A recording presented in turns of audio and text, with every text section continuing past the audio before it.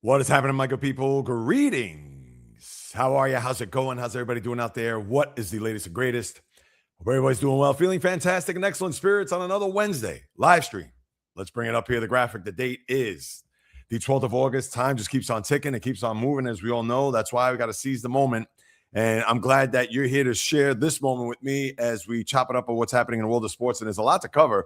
There's quite a few topics that I want to hit, which we'll discuss over the next couple of hours or so. And obviously, for those who are in the room, they know what to do.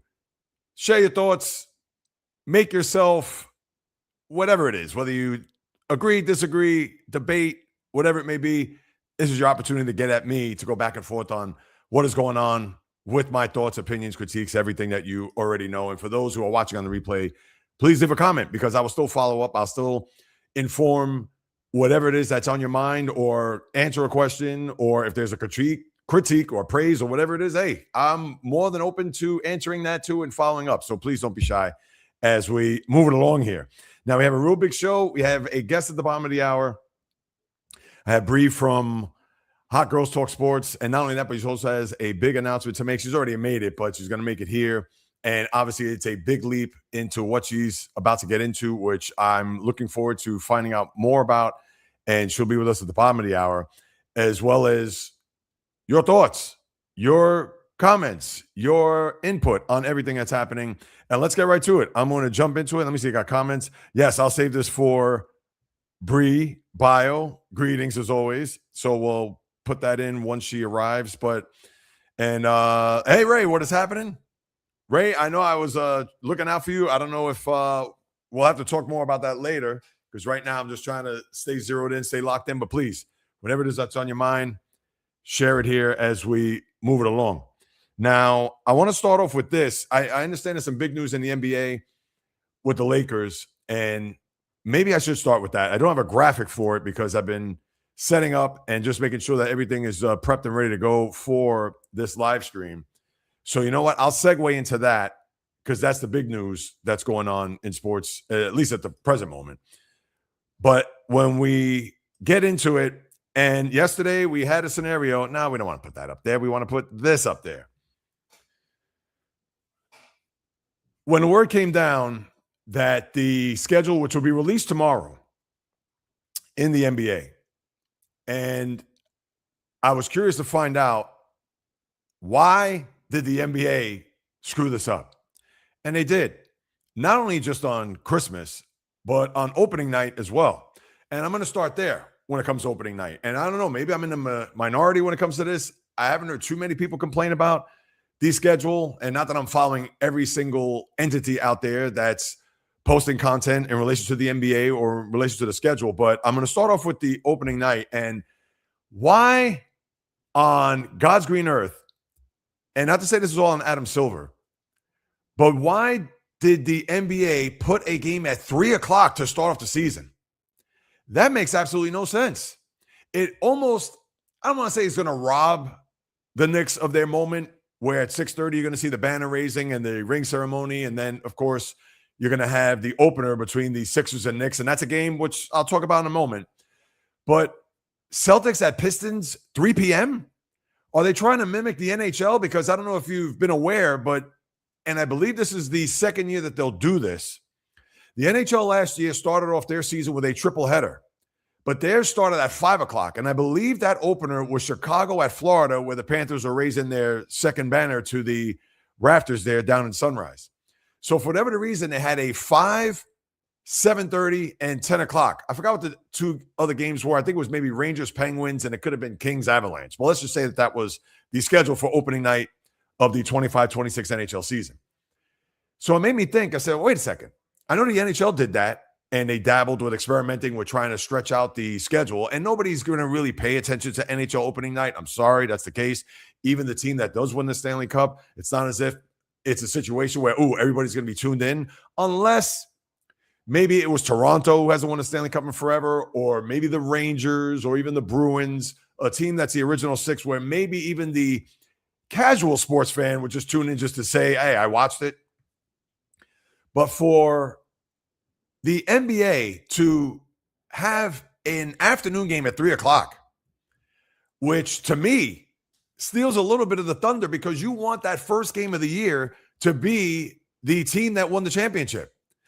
To me, that would almost be like Seattle hosting the Patriots. But no, let's have a game at 3 o'clock to technically start off the season, and then we'll segue into the Super Bowl matchup, or the Super Bowl rematch, I should say, with the New England Patriots and Seattle Seahawks. So you would have a game preceding the actual game that everybody's going to look forward to, and that would be the champions opening up the season. And I get it. The NBA is trying to do whatever it takes to get ratings and to get people and eyeballs to watch. And maybe that's just the appetizer for the main course there from 3 o'clock to 7 o'clock. But I didn't understand that. To me, they should have done away with that game. There was no need. Now, as far as the Sixers and Knicks, and I understand the dynamic of LeBron and Jaylen Brown and so on and so forth, but do they really need to put the Sixers there? The Knicks could have been playing a high school team. The rating is going to be through the roof because everybody all over the globe, or at least in this country, they're going to watch that game because they want to see what that banner is going to look like. They want to see the pomp and circumstance, what the ring's going to look like. And God only knows, the ring is probably going to be the size of this cover here for my microphone. But to me, they could have put another team. And really what I thought that they would probably do, and mind you, this is before Jaylen Brown and LeBron came over to Philly, I thought that maybe they were going to put Miami there. Now, people say, oh, Jay Reels, why didn't they put Miami? Well, they got Giannis. You got some star power there. And to me, you don't want to see Giannis in the opener to go up against the Knicks from a standpoint of, all right, let's highlight Miami. We're going to see Philly a million times this year. And Philly Knicks, to me, that's better saved for January after, well, maybe not after the football season because you're going to have the playoffs there, but let's say Sixers Knicks, their first matchup was going to be a Tuesday night at the Garden. You're going to look at that and be like, oh, it's been a couple months into the season. I want to lock in to see what this game's going to look like. Game 1 of 82, Sixers Knicks, to me, that doesn't do anything for me, at least. So how I see it is they could have gone and pivoted elsewhere, whether it would have been Miami. Could you have thrown the Celtics there? I guess you could have. You're not going to put a West Coast team to play at Madison Square Garden to start off the season. That's not going to happen. And therefore, I think they screwed it up. Now, the night game, I don't even remember what it was. It's probably Lakers-Warriors for all I know. But to me, the NBA did not do its fans justice by Sixers-Knicks. Now, is it an appealing game? Is it an anticipated game? Yes. But to me, I'd rather have that game January or maybe after the football season when February, where we're 50, 55 games into a season where it's like, all right, we could really see where these two teams match up. Maybe this could be for a division, but not the first game. I didn't like it. But now let's get to even the bigger thing, which bothers me. So your Christmas Day slate, where you're going to have the 5 games, you have San Antonio, New York, which I wanted, but I just didn't want it at high noon. The NBA screwed that up. That should have been 8 o'clock prime time, and I don't care what the NFL has. I get it's Rams Seahawks. But if you're Adam Silver and company, they should have said, that game has to be at 8 o'clock. You know what the 8 p.m. game is? And there's no diss to the teams. Oklahoma City and Minnesota. I don't care if Minnesota starts off the season and by Christmas, if I guesstimate, I don't care if they're 24-2 and Oklahoma is 23-3. I don't care. That game had to be Spurs, Knicks primetime. And I don't want to hear that, well, Jay Reels, you know that the Knicks, when they host on Christmas, it's always the 12 o'clock slot. And if you recall, a couple of years back, they had Spurs at Knicks at the Garden at high noon. But obviously, there were no implications there as far as an NBA Finals rematch. But here it is, NBA Finals rematch, Christmas Day. You can't have it scripted any better. If that was in prime time, listen, would it get a better rating over the NFL? Probably not. And let's face it, it won't. But I wouldn't be surprised if the rating would be pretty high, considering these were the two teams in the finals. We know about Wembanyama, the new villain in New York. We know that it's Christmas Day. Everybody's going to be festive, but we would think that the crowd is going to be Scrooge towards the Spurs and towards Wembanyama. I mean, come on. And here's the other thing. I hope that's the first meeting of the year, and we all know that they're going to play twice, where the second meeting will be in San Antonio. But I really hope that the first matchup between the two teams is not played before Christmas Day, which we'll find out tomorrow with the rest of the schedule. Because how I see it is that let's say if Spurs, Knicks play in San Antonio, I don't know, November 15th. it's going to take a little bit of the starch out of the game at Madison Square Garden because we already have seen them play. And let's say if the Spurs win that game, I don't know, 111 to 101. All right, Spurs win. I don't want to call that revenge because, please, the stakes are so much lower in the regular season, as we know. But how I see it is that we wanted that first matchup between the two at the Garden on Christmas, prime time, and maybe even go up against the NFL for the NBA to say, all right, you're probably going to get a 20 to 25, 30 million rating for people watching this, but that game could get, who knows? That game could get 15 million. And for a Christmas night game for the NBA to get that, that's enormous. And I'm 15 million, I'm guesstimating. You bury that game at 12, and maybe their logic is that because the game is at noon, the NFL slate doesn't start until 1 o'clock where it's Packers-Bears. I understand the games are great that day, at least on paper. Bills-Broncos at 4:30, and then the Rams and Seahawks are your nightcap. So they probably wanted at least the first hour of Spurs-Knicks, but it's at 12 o'clock. I mean, kids are probably still unwrapping gifts. People are still having a late Christmas breakfast or early brunch, and nobody's going to be like locked in and dialed into the game, at least outside of New York. I know New Yorkers are going to be ready to watch that game. They probably going to want to be in the building, let alone watch it at home. But throughout the rest of the country, it's going to be forgotten. Can you imagine 9 a.m. on the West Coast? They're not thinking Spurs-Knicks. If you put that game 8 o'clock after 76ers-Lakers, and I'm going to get to that in a moment, you put that 8 o'clock, the whole country's going to see that.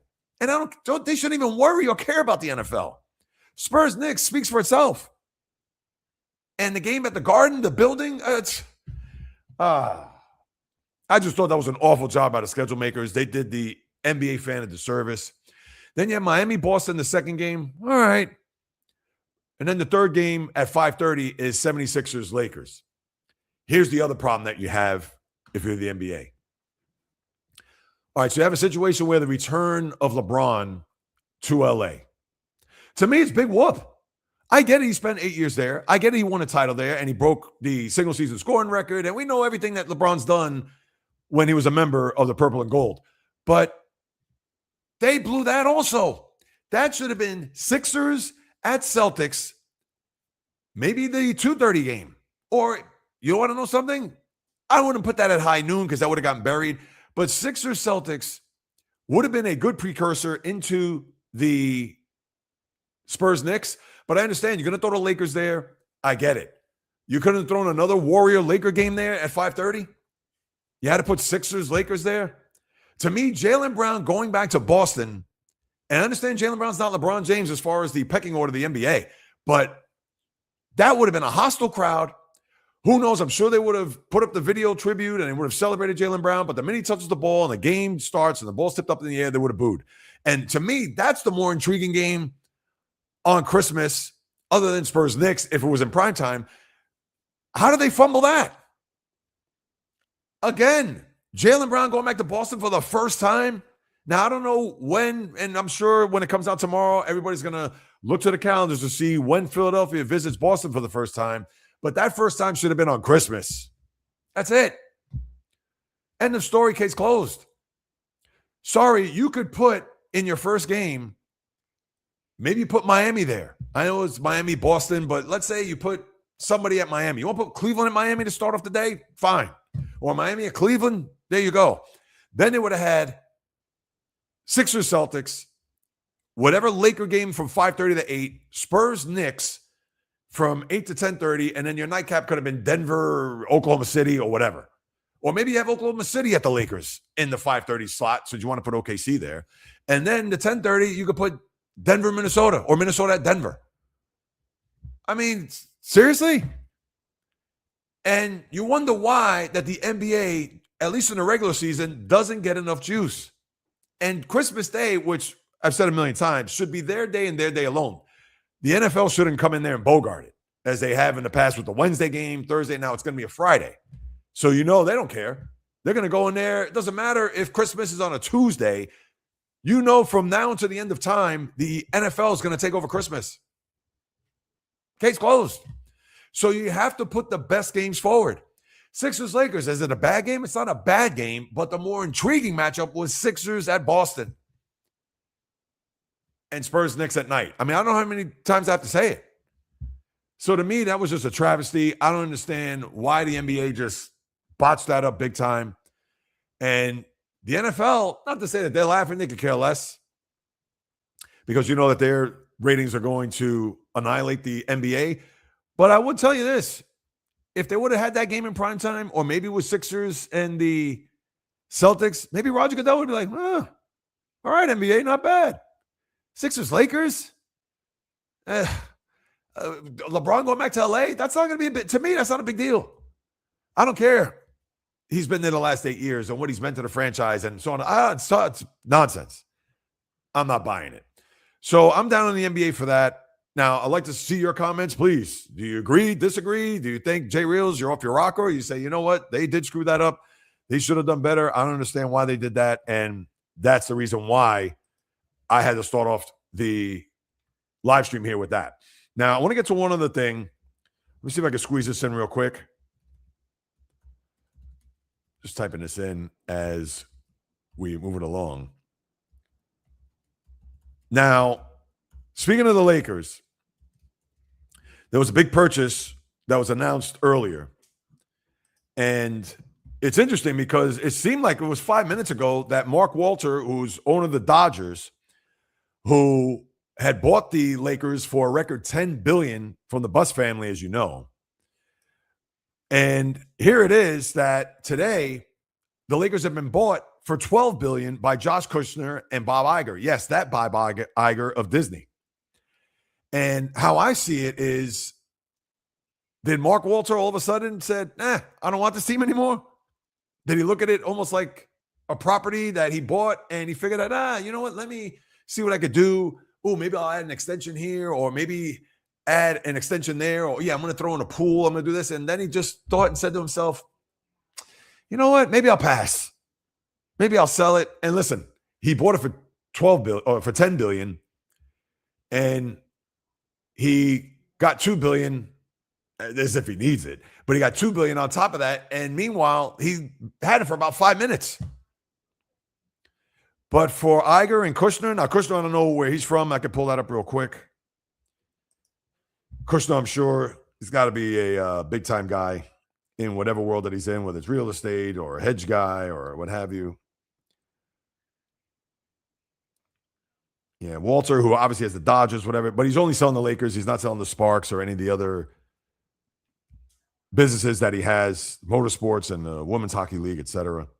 Oh, this guy Kushner is 41 years old, runs a venture capital firm, Thrive Capital, co-founder and vice chairman of Oscar Health. And I just come to find out he is the brother of Jared Kushner, and I'm sure you know who Jared Kushner is. So there you go. So Josh Kushner, 41 years of age, Bob Iger, doesn't need to be introduced, $12.5 billion. And with Iger now getting the Lakers, you would think that now he wants to have all of the Laker games on his network. So who knows if that's going to be next, where all the Laker games are going to be streamed on ESPN. All right, we've got some drips and drabs here, the schedule. But anyway, to conclude on this, and then I'll move on to another thing. I'll move on to your comments, in fact. So, yeah, a little bit of a surprise there. How Walter, for whatever the reason, and he hasn't been quoted as to the reason why, and Jeannie Buss, I believe, is still on the board of governors in the meantime. So it's not as if this new purchase all of a sudden means that the Buss family is out, goodbye, at least based on the brief things that I've read. So we'll talk more about this tomorrow on the podcast. I'll get obviously a lot more 411, share my thoughts, etc. But now here's the latest with the schedule. The Knicks will play the Sixers on October 30th. And you see, I don't like this already. So you have Knicks, Sixers, and then you're going to have Lakers, Warriors opening the first day of NBA Cup play, which, come on. And did I hear that the Knicks also going to raise that NBA Cup banner to the rafters? I thought I heard that somewhere. So that's something I have to keep in mind as we get to that, because they didn't want it raised to the rafters as it was, but maybe in conjunction with the championship, they figured out, Since we won it the same year, why not? And you know what? If that's the case, and I'll spare my thoughts on that right now, but now, here we go. Next, we defeated the Spurs in both NBA Cup Final and NBA Finals. Will also be featured in Cup games against the Pacers and Miami Heat. New York became the first NBA Cup winner to refuse to hang a banner to acknowledge the achievement before going on to end their 53-year drought. And the NBA announced Tuesday that the Knicks would raise their championship banner on the league's opening night, October 20th. Yeah, we know about that. Are they raising their banner? I don't think they are. I don't know. That's somewhere I did see that. And, good for the Knicks for not raising a banner. You guys know how I feel about that. And look, the Lakers and the Bucks won the first two, and the Lakers actually raised an NBA Cup banner, which I know for the Elgin Baylors, the Kobe Bryants, the Jerry West, turning over in their grave. It's like, what? What are you putting up there? So now if the Knicks are going to do it this time around, again, I got to make sure that's official, and I'll share my thoughts with that. But with this NBA Cup starting on October 30th, you're going to have second matchup between the Sixers and the Knicks, which I do not like. You already played half of the games. They play 4 times a year, you already played half of the games before you even get to Halloween. And therefore, you have 2 more matchups, and they're going to probably spread it out. They're probably going to see maybe sometime January and then maybe February. Well, who knows? Watch their 4 games be over by the time you get to the Super Bowl, which would be a joke. And this is why I don't like the schedule. And I don't get it. That's the NBA, though. All right, let's see what we got here. Yeah, Ray feels the same way. Should have been San Antonio. Yeah, San Antonio and the Knicks there, especially the nightcap game. LeBron coming home for Christmas. Yes. Here we go. Bio, of course. What's funny is the NBA is making. That's to travel across the country. Well, how about it's funny you say that, Bio. How about opening night? Sixers at Knicks. LeBron, he's already said he's going to live in Manhattan. So he's not even going to be with the team to travel up on the bus, whether that's the day of the game or they'll probably travel up the night before, spend the night, get a night's rest, and then shoot around. He's going to show up at the shoot around. He's going to drive in from wherever, lower Manhattan, Midtown. We don't know where he's going to live just yet, or maybe Brooklyn for all we know. And then he's going to come in and he's like, hey, guys, at the shoot around. Then he's going to go back to his apartment, show up before the game. And then when the game is over, when Philly's on the bus to head back home, or maybe they're flying to the next city, or whatever the next game is, and then LeBron's just going to go back home. It's just so weird. That's going to be weird. I understand he's LeBron James. He can do whatever he wants, etc. Once upon a time, Wilt Chamberlain lived in Harlem, I believe, when he played for the Philadelphia Warriors back in the 60s. And I'm sure there were teammates that didn't like that Wilt wasn't a part of the team in that regard when it comes to being with the team, traveling with the team, etc. So LeBron's going to come in opening night. Hey, guys, I'm here. No bus back to the hotel, back to his apartment, and then back to the arena. Game over. All right, guys, I'll see you in Detroit or wherever the next game is. I don't know. Or maybe it is in Philly. Just 100% right. It should have been Sixers Celtics, 100%. Yeah, that should have been the game. I didn't mention that. I wanted to talk about that yesterday, leave it as a short, but I saved it for today only because I didn't want to be redundant. Lakers, Spurs, or Lakers, OKC. I would have gotten that. That would have been fine. OKC, Lakers, because to me, Spurs, Knicks, if you really want to try to get people to watch, knowing that the NFL is there, and I get it, the NFL is going to they're going to just stomp all over the NBA when it comes to eyeballs to the sets. But as I've said before, and one last time, if they put the NBA Finals rematch at primetime, forget it.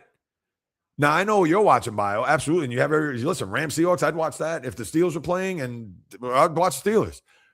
But to me, it is just, you want to maximize those opportunities. And yeah, are they good games on paper? Of course they are.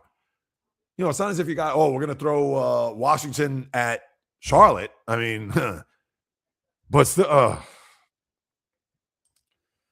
if you're Rock, you're absolutely right. Thank you, Ray. I appreciate that. As far as the Lakers sale goes, I need more time to really have an opinion, but all I care is if my team wins. I hear that. My thing is, Bio, and I hear you. I know you want to digest that. Why did Mark Walter all of a sudden pivot? I mean, to think he owns the Dodgers. It's not as if he's some guy that just flew in out of nowhere and just bought the team and said, I don't want the team. And I understand the guy has a ton on his plate. And maybe it was too much to deal with the Lakers at the moment. I don't know. And hopefully he comes out with a comment, I would think, on whether or not he feels as if this was the time. I mean, it didn't even last a year, the sale, or roughly around there, which I didn't understand. I wouldn't raise the cup banner. Yeah, I wouldn't either. If it hasn't been raised now, even though they won the championship, like why?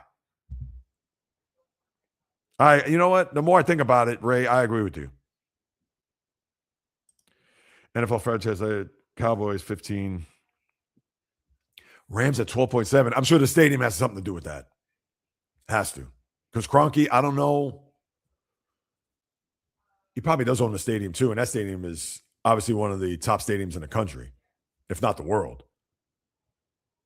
So, yeah, I wonder what the Yankees stack. And that's baseball, but the Yankees are the Yankees. I kind of hate to say that. Sorry, Ray. Yankees got to be anywhere between 8 to 10, I would think. And then the Lakers, obviously, look, at the Rams are 12-7 and the Lakers are 12. I tell you. But in the end, the NBA should cater to LeBron. Love him or hate him, he's great for business. No, he is. No, and that's the thing. It's not as if I'm saying, the Sixers shouldn't be playing on Christmas. No, LeBron on Christmas, not a problem. But Boston and Philly in TD Garden, that was it. Should have been Christmas Day, like I said. No, yeah. Like I said, that game put at 12 noon, and I understand Bio, he's not thinking Spurs Knicks, and a lot of people on the West Coast, whatever, and especially from LA because they have the Rams at night. But to me, I mean, come on. Even if, and I'm sure Bio, if it was a thing where, let's say, halftime of the football game, you may turn to see, all right, what's happening Spurs Knicks? I want to see. And maybe Wembanyama's in foul trouble or they're booing Wembanyama, whatever it is. And you're just like, oh, I got to lock in. But, currently under investigation by the U.S. Attorney. Ooh, is that right? Yikes. That's not good. So I wonder what that means. About him owning the Dodgers. I got to see this before our guest comes on. Mark Walter under...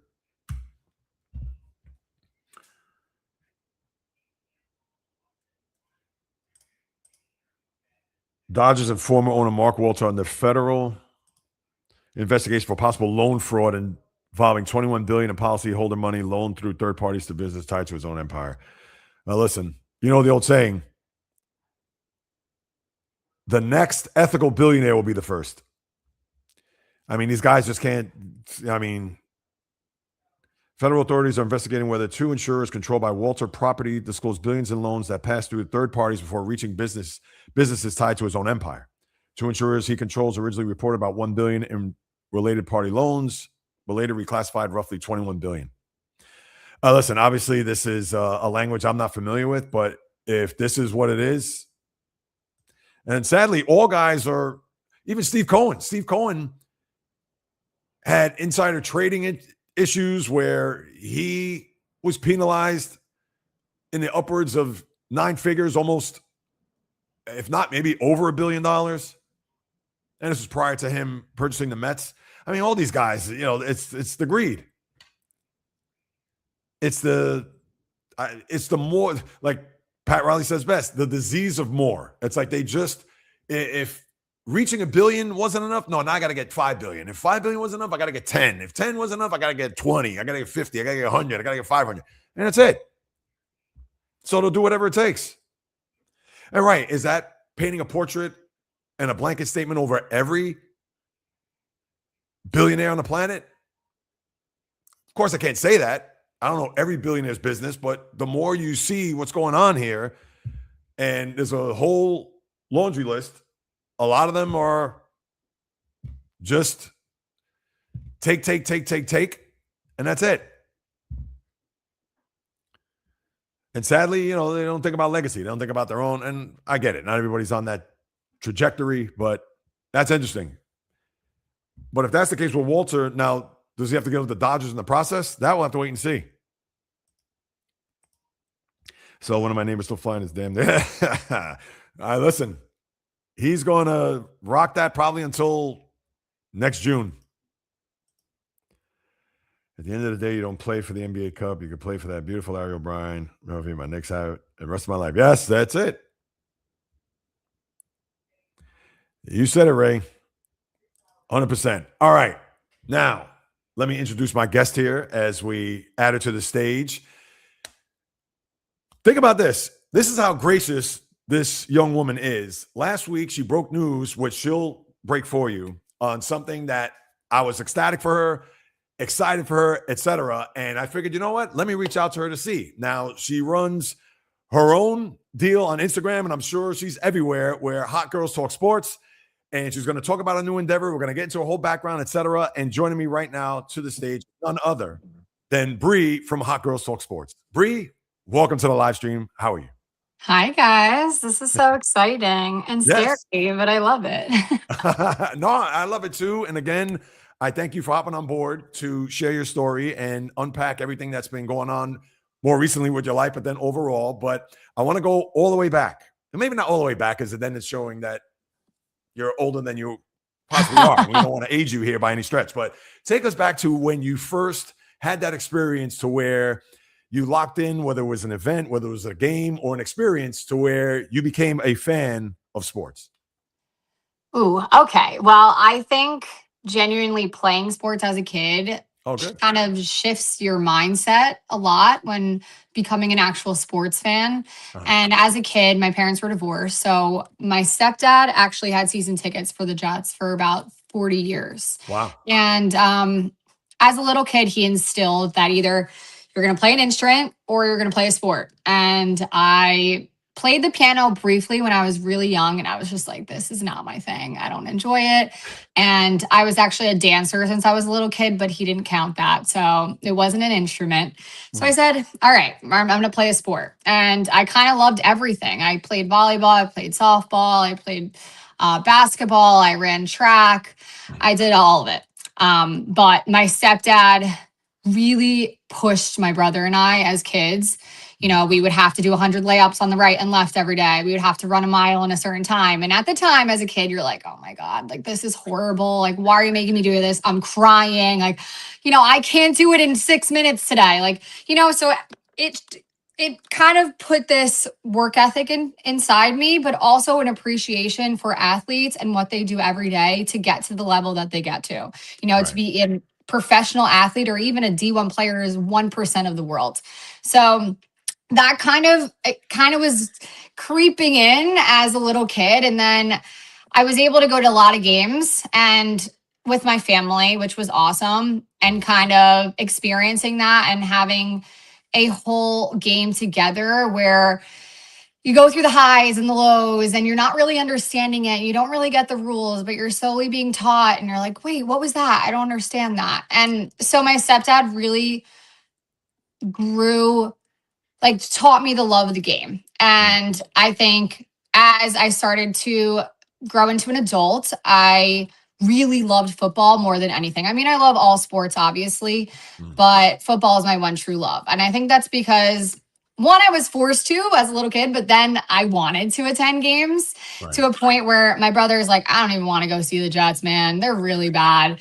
And I'm like, you know what? I'm a ride or die. So I'm going to keep going. And I want to go to any of the games you don't want to go to. So we always would split them and be like, all right, what are the 4 games you want to go to? And what are the 4 games you want to go to? And we would always be like, Patriots and the Dolphins. And like, obviously we would have to split 1 and 1. But then again, it got to a point where he never wanted to go. So I would go, or I would bring a friend. And, you know, it just created this true passion for a team that doesn't love me back, but hopefully one day that they do. And then about a few years ago, I basically was like, I really want my friends to understand how amazing it is to not just look through a screen and understand what's going on, and maybe you'll like it. right? Instead of trying to ask your boyfriend or your dad and they're too frustrated or they don't have the patience to teach you and they're like, oh, you're not going to get it anyway. So I started a page called Hot Girls Talk Sports. Originally, it was Bree and the Jets, but I expanded upon that to teach about baseball and everything kind of. But my starting foundation was football and I broke everything down. It's all on my page. I have it in little highlights if anyone ever wants to look at that. But I just wanted to break down sports in a enjoyable and engaging way for women and having some good analogies that keeps them, wanting to learn more. And then they can enjoy the time with their family that most of the time they're either in the kitchen or they're making food or they're just drinking because they don't know what's going on and they're just gossiping with their girlfriends. But like, how cool would it be if you could sit there with your partner or with a friend and genuinely know what's going on, at least the basics, to be able to enjoy it? So that's kind of where I started my whole page. And it's grown tremendously over the past year and a half. It's been a ton of fun. I've had a lot of opportunities to go to so many different events, creating partnerships with ticketing companies and, experiencing things I never thought I would be able to experience before. So it's been awesome. Wow. So let me ask. So obviously you have no background as far as communications or going to school for media or anything like that. So it was just one of those things, like you said, obviously, No. no, none at all. I was just a little kid with a big personality and could pretty much talk to anybody. My friends always say that you could talk to a wall and I could just be in any room at any point. They're like, if you need one girl or one person to bring to a party, you got to bring Brie because it'll be fun. And she's not just going to not speak to anybody. She's going to find a way to make friends and she'll make friends with everybody. So I just have that big bubbly type of personality. And I went to school for exercise science and I really wanted to be involved in sports in some sort of way. I just didn't really know exactly what I wanted to do. And then I got into personal training. I started teaching a lot of classes. And yeah, no prior knowledge of how the heck to do any of this. So it was a learning process. I look back at videos a year and a half ago, I'm like, wow, I'm so awkward. Like, why did I do things like that? But the only way to get better is to just keep putting yourself out there and not caring about what anybody thinks and, just taking that step and having one track mind. And I think that's kind of what I did. I mean, you have moments where you doubt yourself and you get nervous or you're like, oh, that video is, why did I post that? Or why did I even talk about that topic? Like, no one thinks it's cool. No one thinks it's entertaining, or no one thinks your take is the right take. And it's at the end of the day, like, who cares? Like, there are people who think that you're smart. There's going to be people who think you're dumb. There's going to be people think that you're entertaining. There's going to be people who think that you're boring. Like, that's just life. No matter how big someone is, a person example is like Taylor Swift. Like, people like her, people don't. And that's going to be for the rest of her life until the day she dies. And it doesn't matter. So you have to have a little bit of thick skin when it comes to this type of industry. But I mean, I'm a sensitive human being. I'm a Cancer. And I try really hard not to, but sometimes I'm like, I get back into a little bit of an argument in some of my posts. But for the most part, I try to stay humble and take a deep breath and say, is this worth it? Or is this someone who's just trying to troll me and trigger me? And, there's going to be haters that follow you and they're the first person to post every single time. I'm like, thank you. Thank you for the engagement, Yep. That's what it's all about. And not only that, but one of the great quotes is, haters are never doing better than you are. So for them to even spend time, whether watching whatever it is that you post or engaging with you, it's like, hey, this is what I need. And even though, it may suck to read a comment about, oh, you don't know this, or, oh, you're too, whatever they may say.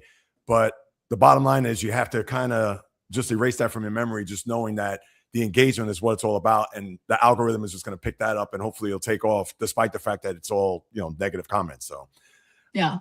Right. And times there are times, then there's other times where it's so amazing and you really say to yourself, I'm so proud of myself and I'm so thankful that I did something and put myself out there and I'm helping other women. I get a lot of DMs every day basically saying like, thank you for engaging me in the sport. And, now I can watch with my husband or my boyfriend or my sibling, and it's created a deeper relationship with us. So that's at the end of the day, what I really wanted to do is I just want to teach women and men, like even men, like Sure. I know there's probably a lot of men who grew up in families that their families didn't watch sports. And Right. then they grew as an adult and they're nervous, or they feel like, how do I just get into this now? Or how do we even learn? Or how do I even ask my guy friends questions when they're like, how do you not know that? So it's just a nice little open forum for everybody to learn, but also to engage with each other and have a community. That's it. So, yeah. No, and here's the other thing too I want to ask, because considering when you started your page on Instagram, and again, Hot Girls Talk Sports, check her out, Instagram. She has, in fact, your post on the Patriots yesterday, I know it had to be just tough to even come up with the thought of having to critique, or not really critique, but preview the Patriots, because of course we know that's one of your Oh, hated rough. teams, going out there. Yeah. But my thing is, when you started, when did it become a point where you figured that, hey, I could actually maybe possibly pivot this into a career? Because I'm sure when you started, like you said, and even to this day, it's about educating, the women or men for that matter, or even, kids who may not be familiar with the sport. And here they are, they find you. And next thing you know, it's like, oh, wow, I didn't know about this or this team or whatever.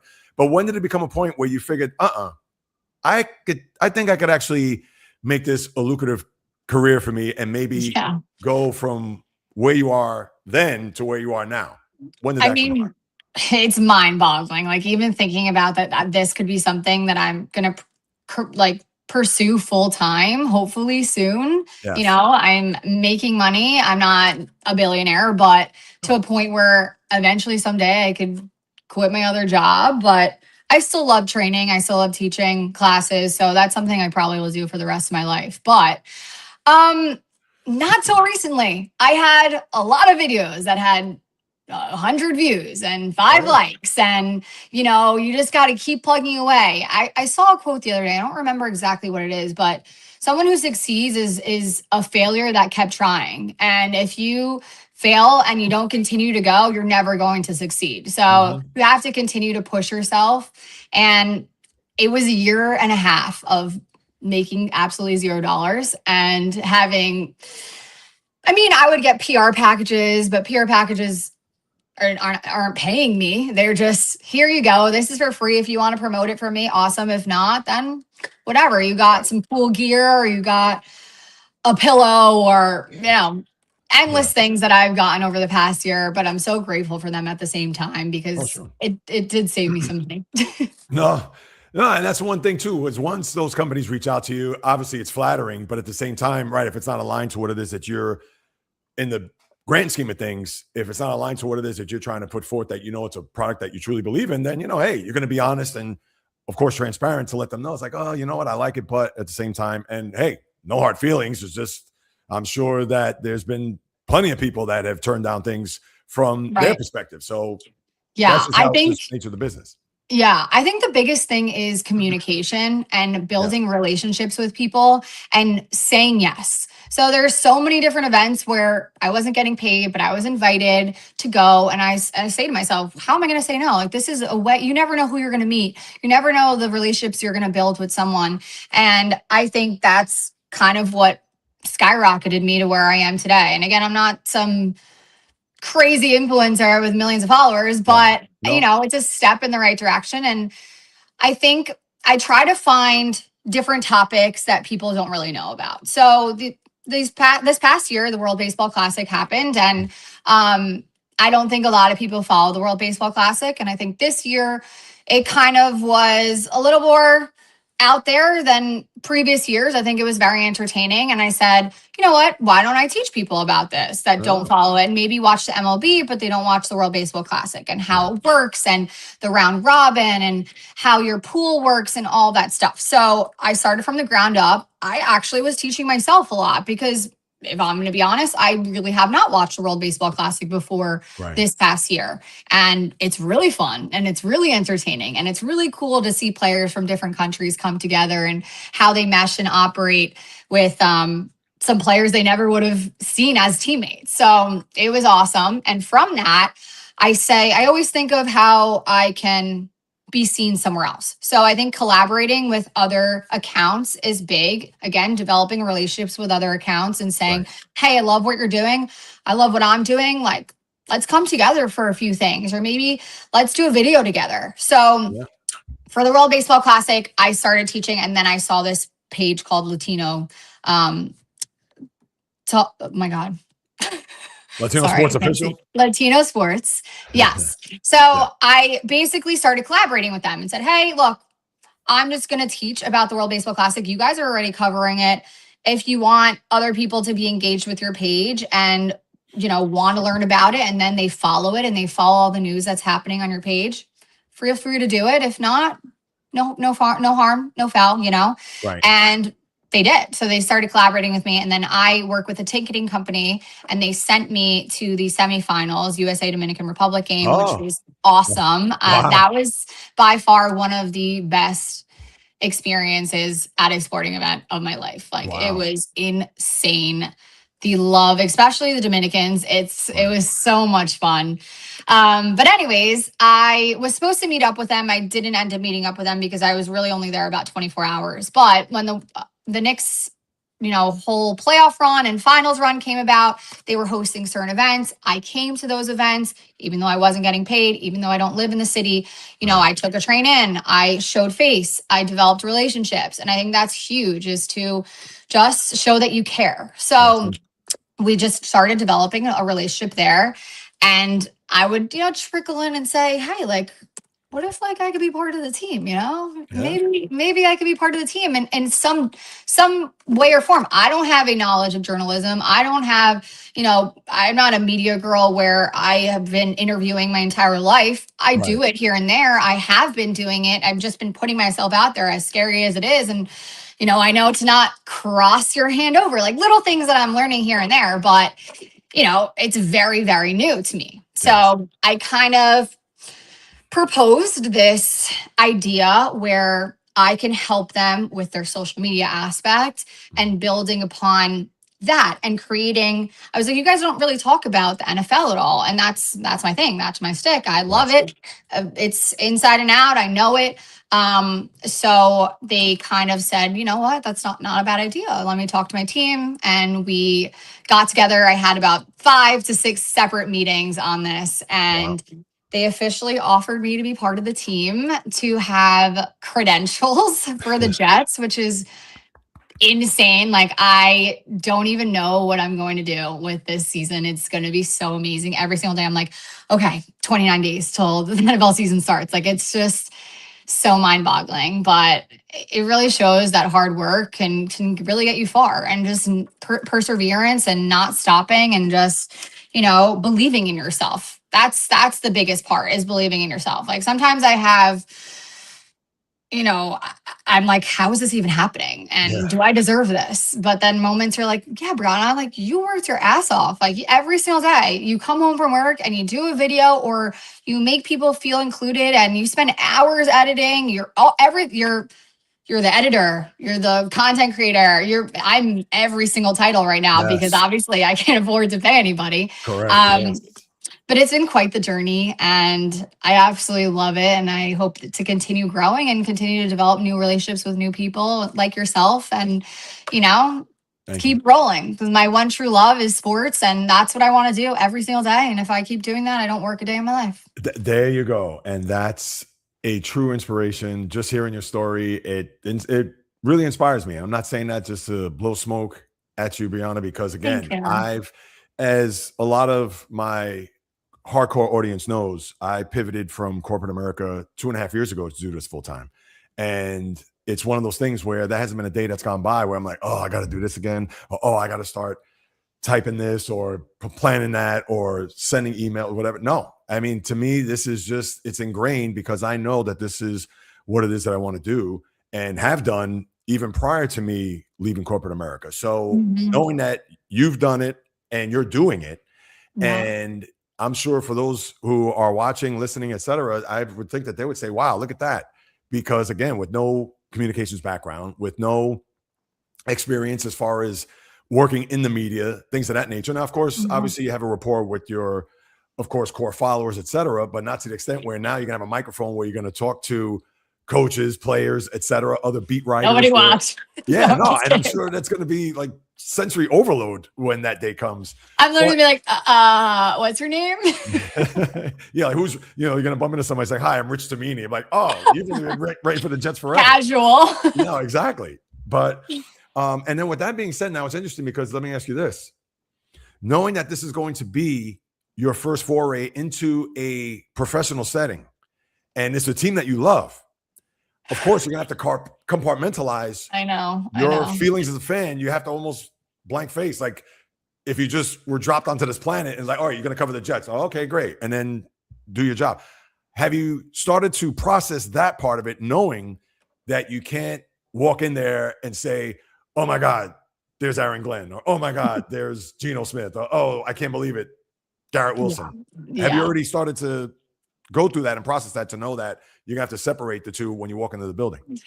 I don't know if I've really processed it. I don't know if I think it's going to take me one go ahead to really come to terms. And I think I'm kind of a chameleon. So I can mesh into whatever environment I am. So I think prior to stepping into the room with all other medias and seeing what else is everyone else is doing is going to at first be really overwhelming. And like you said, sensory overload. But I think once I immerse myself into it and I'm like, all right, like it's game time, I'm really good at flipping that switch. And I think that's what makes me stand out in front of other people. Right. But I'm like a little kid when it comes to the Jets. So this is going to be very difficult for me in many ways. And my experience is going to be extraordinarily different. I can't be an asshole. I can't start screaming. I can't start using the F-bomb to other teams. I can't tailgate for 7 hours prior to the game. Like all of these things are going to be extremely different, but I wouldn't want to have it any other way. And I could still do those things at away games. So I'm going to go to a lot of different away games. We have an amazing schedule this year, and I'm so excited. Besides all the ticket prices to get onto a freaking plane, but otherwise, it's out of control, really. But yeah, I haven't fully come to terms that I will be in front of players and able to ask them questions and not be pushed by a million people because I'm just a fan and now I have a million fans around me. It's going to be such a different experience. But I think I've also put myself in situations that are scary before. So I have a little bit of experience. I went to a lot of different Jets events over the past year and I interviewed ex-players that I also never thought I would be able to talk to. And it's scary, but a lot of the times these guys are really used to it and they feed off your energy. And if you have energy, they're going to try to make that experience great for you. If you don't have that energy or sometimes if you're nervous, they even kind of carry the conversation. So they understand where you are and, just put yourself out there. So I'm really nervous. I'm not going to lie. I'm not afraid to lie about that, but I'm looking forward to it. And who knows what it's really going to be like. Like, I don't know if I'm really going to be in the room like that or if I'm going to just be doing more content or more videos of the players and being down on the field. But the fact that I'm going to be eye level with these players that are going to be up above me is just so crazy. And I'm just so excited. And little Brianna is screaming inside, I'm sure. Not as she should. And I know the one thing, I'm sure it's also knowing that once you get into those rooms and those spaces, and especially with people who are going to end up being your colleagues, I can only imagine the players and coaches are one thing, but now having to be in a room with guys that you've, I'm sure, read columns or have watched on TV and things of that nature. And I'm sure there may be almost, I don't want to go as far as saying like a side eye, but almost measuring you as a credible journalist. And not that you're a writer or anything like that, but a credible presence in the media. Now, I understand that's another layer to even discuss, to even think about, and maybe you haven't even processed that. But has that been something that maybe you've also thought about, knowing that if you stand shoulder to shoulder with these guys, to know that obviously they have a ton of experience and here you are, the new kid on the block, but also knowing that you have to stand your ground? Has that even factored into what's gone on here over the last few days, considering that now you're going to be covering the Jets? I mean, I've thought about it, but every single person has been that person. And, it's a learning lesson from when you're a little kid, when you're learning a sport or you're learning, about something that you love, and you just keep doing it and getting better at it. I think I've taught myself that sometimes you have to fail, and sometimes you might not say the right thing, and you just have to take a deep breath and even look at these other guys who have been there for 10 plus 20 plus years and say they were me one day, Yeah. and they were in the same exact spot. They came here for the first time in this room, and look at where they've gotten. And I think that's just a motivator for me. It's not really somewhere where I feel like, oh my God, I shouldn't be here. It's more so, let me push myself and let me say that this could be me one day. Yeah. And, I think being positive and continuously telling yourself that you can achieve your goals is really important, because if you're negative, Oh, yeah. you're done. Yep. It's the second you walk in that door. Yeah. So yeah, No, it's going to be crazy. no, I know. I'm sure it is. And who knows if any of these reporters are going to start quizzing you to say, hey, do you know who Richard Todd is, or Ken Yeah, come O'Brien on. and whatever? And you're going to be like, excuse me. And even though you don't have to come out right there to show your green and white pom-poms by any stretch, but that would be the other thing, which I'm sure you'll have that taken care of, because Oh yeah. I mean, can only that's a whole imagine. nother layer Right. with I can being a only imagine, woman. because sad part is that with the male ego, and they see, a young woman there, and it's like, oh, what is she doing here? And I hope you don't experience any of that.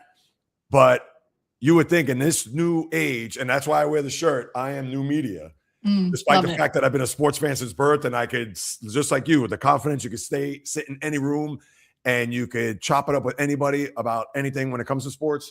But the bottom line is this: knowing that, to have that confidence to know what you're doing and how you do it is going to be the thing that's going to take you to where you want to go, as opposed to just being like the wide-eyed person in the room, like, oh my God, like, what do I do? Whatever. It's like, no, if you're prepared, you're ready to go, that's it. Obviously, if you're not prepared, that's where you're going to end up faltering, and you're going to start questioning yourself, etc. So Yeah, and I think I'm going to learn things every day. I oh, know that I'm not a professional when it comes to this type of things, and I'm going to learn, and I'm going to get better every single day, and I'm not going to put myself down. But another whole layer to this is being a woman in this industry, and yes, being a woman in sports is so difficult at times, but I just keep proving that every single day with my page. So, if you want to ask me 3 players, go. I'll show you 45 that I talk about every single day. right, So it's really funny when a guy comes up to me and is like, oh, I'm sure you don't even know 5 players on the team. I'm right, like, actually, I know the inner lineman. I know every single player on this team. Maybe sometimes I forget the name, but actually, do you know what this play is? Because I think they're going to run this route. And they're like, right. wait, what? Yeah, exactly. So it's just it's funny at times, and honestly, it's difficult in an industry like this, with relationships, because Right. guys again have egos, and they don't want to be around someone who pushes them sometimes, and or can challenge them. Yeah. And sometimes a male wants to be better than a woman in a lot of ways. Yeah. So Not good. it's sad. Why can't we just grow together, That's it. so yeah. That's no, and that speaks to them, but that's a whole other story. Now, I want to be mindful of We your don't have to time. get into that. Yeah, no, of course, absolutely not. We certainly have to get into that. Now, I want to be mindful of your time, because, of course, there's a few other things I want to touch on, sports related to. We'll get to the Jets and a few other things that are going on in sports. But the one thing I want to discuss before we move on. Now, I understand you just got this position here, Latino sports official, to cover the Jets.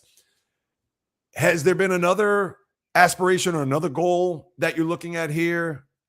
And I understand it's been gradual between the page on Instagram to now getting this opportunity, but have you thought about maybe, hey, I want to work on ESPN, or I want to have my own thing, or I want to be the Bill Simmons of women when it comes to having an empire, when it comes to podcasting? Which one of those have crossed your mind? Or is there, I don't want to say an end game, but is there a level that you want to get to as far as being in this space?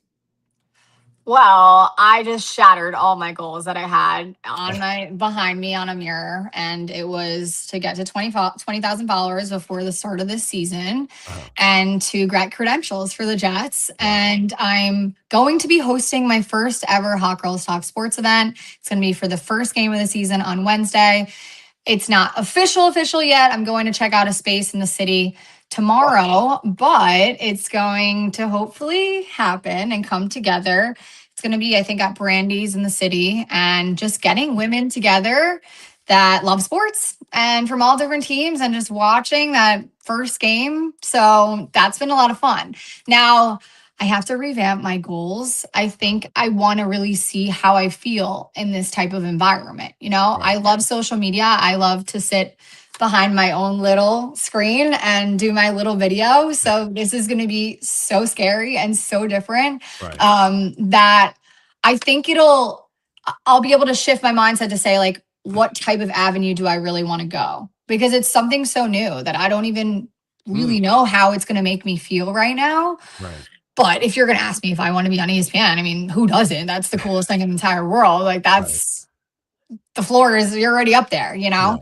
Yeah. I embody, I really, really appreciate everything Kay Adams does. I think she is the coolest girl in the whole world. And that is something that I would love to do, is just interview players, talk some tea, talk how they're feeling, where they want to go, what this means to them. Then really diving deep into things that people don't ask. Like, I don't want to be an average reporter and just be like, well, how does it feel to get into the end zone tonight 2 times? Like, Yeah. I want to go out of that box and actually learn about these players on a deeper level. And I think that's my main goal here, is to create genuine community and feel like you're connected to these players in a different way. And that's why I love Latino sports and everything that they're doing, is because it's very meaningful. It's, trying to really open up other players and where they came from and how meaningful it is for them to be where they are today. And I just want to showcase that in all different ways. So we'll see. I want to ask the nitty gritty weird questions, like, who was your first girlfriend, and things people don't know, and maybe get some people to laugh and say, sometimes it doesn't have to always be stats and how they're feeling that day. Maybe we can get to know you a little bit more, and people Right. don't know that people don't know. So yeah, we'll No, that's see. good. Or even ask the tough question at times, because this would be a good one, and I'm sure he's been asked it 1,000 times with the hate to bring up bad memories, the spike play, Dan Marino, where of course that touchdown, I believe it was Mark Ingram, if I'm not mistaken, but Aaron Glenn was on that play. And I would think the one question, it's a little playful, and I'm sure it's again may trigger him, but who knows? And he's probably been asked 1,000 times. Does that play still wake him up in the middle of the night, or is it something that he's been past? And that's something that I would look at as a, not necessarily needling, but that's a legit question, because that is a famous play in NFL history. It's one of those that unfortunately he was on the bad end of that. And does he still think about that play to this day, or is it like, please, that's old news, I don't even think about it anymore? So that's just an example. No, literally, that's stuff I want to talk about. That's like, I want to talk about. I interviewed what was it for? I think it was for the draft, and it was awesome. And I just interviewed a few players and said, how did that 2010, 2011 playoff run feel for the Jets? And why do you think we didn't get to the Super Bowl? And I got some tea that people probably never knew about. Look at that. There is some things going on with the Cowboys. So, check out that page, check out my page, and check out that video if you want to learn a little more. But it's fun to learn about new things, not just saying, what was it like to be on the Jets, or how did it feel, or what do you do now that you're a retired player? Like, you got to really think about what other people want to learn about you, and something funny or something scary or something uncomfortable. And I don't care. I got some big balls here, and it doesn't matter to me. Even though I am a very girly girl, I have that other side where I am Latina, and I'm not afraid to say it. So yeah, I think that's, it's going to be fun. You have to, because you're going for it. I mean, you just can't look at any opportunity that's in front of you and unless I understand nerves, etc., but you got to go for it. Because if you don't, you're always going to question yourself. You're always going to think, why didn't I do that? Or why didn't I ask that? Or someone's there next in line to go right in front of you. It's a scary industry, and there's someone always competing with you no matter what. And you just got to put yourself out there and don't think. The second you think, someone's going to beat you to it. That's right. So yeah, I've learned that, especially with social media, is if you have a thought or if you have a take and you wait too long because you're wondering if it's a good take or if it's not. Someone's going to post it and then you lost your chance there. That's right. So I think just getting it out there, it not being perfect. Like I would spend like 6 hours on a video a year ago or a year and a half ago. Right. I said, doesn't have to be perfect. No one's looking for perfection. People are just looking to talk, engagement, and, you know, having a little banter back and forth and learning new things. So a lot of learning lessons over the past year and a half, but it's been a fun ride and I'm really looking forward to this new journey and what it means and creating these relationships with, you know, other journalists and other media teams and seeing where it takes me in life. Yes. And well deserved. And I'm ecstatic for you and for your future. Now, Thank you. there's a couple things I want to say before I get to sports, because again, I could keep you on forever here. So I know you mentioned Kay Adams. Is there any other woman in the industry that you look up to or aspire, I don't want to say aspire to be because you are your own person, but that you look up to as someone that you follow for many years other than Kay Adams? Because I know you mentioned her. Or is she the only one that you really look to as your beacon of light when it comes to women in sports?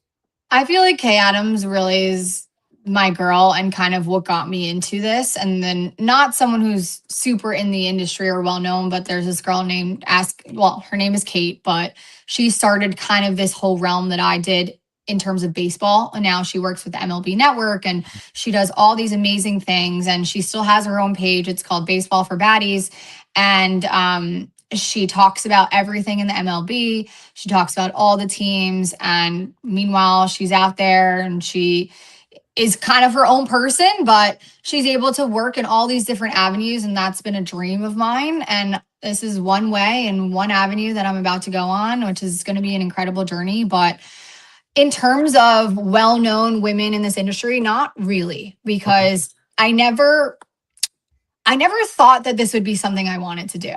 I think after graduating college, I really wanted to go into nursing and I started school and then I really wanted to be an occupational therapist and then I didn't like it. And I think all different avenues led to here because this is something I wouldn't trade for the world. And I just hope that I can continue to grow.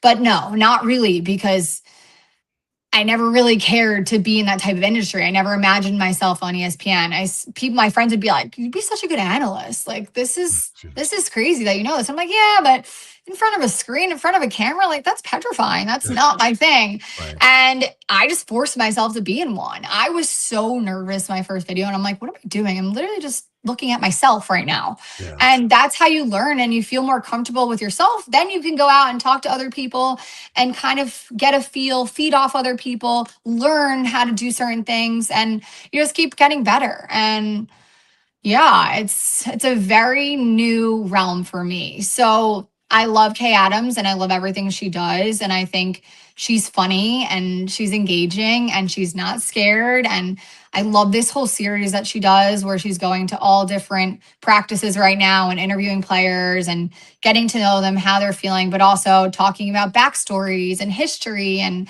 you know, she's great. If you guys don't know who Kay Adams is, get on the wave because she's really cool. No, absolutely.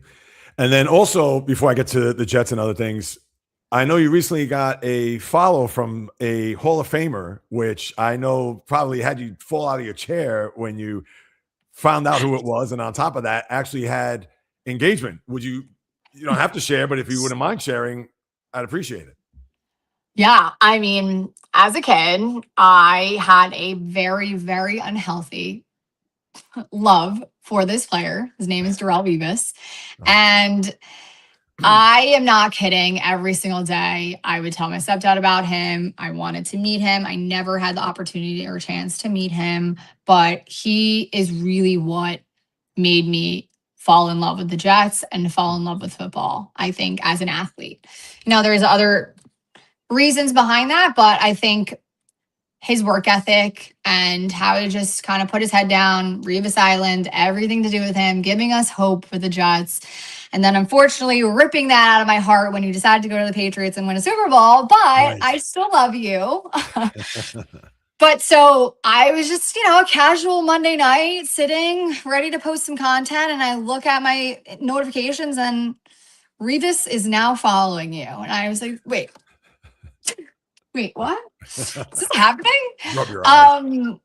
That was just insane because I've never really posted something and tagged him in it. Like he found my page all on his own. Like that's wild to Yeah. me. Yeah. And just said, oh, actually, not only did I see a random video that you posted, I think this is cool and I'm going to follow you. Now, who knows? This man could have been drunk doing this. Did he really mean this? I don't know. Now all these things are going through my head and I'm like, wait. I need to capitalize on this. Like, should I DM him? Should I not DM him? Right. Do I tag him? What do I do right now? And I'm like texting legitimately 25 of my friends and saying, what do I do now? Like, he just followed me. Do I send him a message? What do I say? Like, I don't want to be weird. Am I, do I say something that he's not going to respond? Is he even going to watch it? He's not even going to look at my message. He probably gets 1,000 of them a day. And I'm just like, okay, Brown, stop, just do it. So I messaged him. I said, you are my favorite athlete of all time, which he is. And I will tell anybody that. I've said it my entire life. All my friends know that Revis is my favorite player. I have so many different custom outfits for him and I still wear it to this day.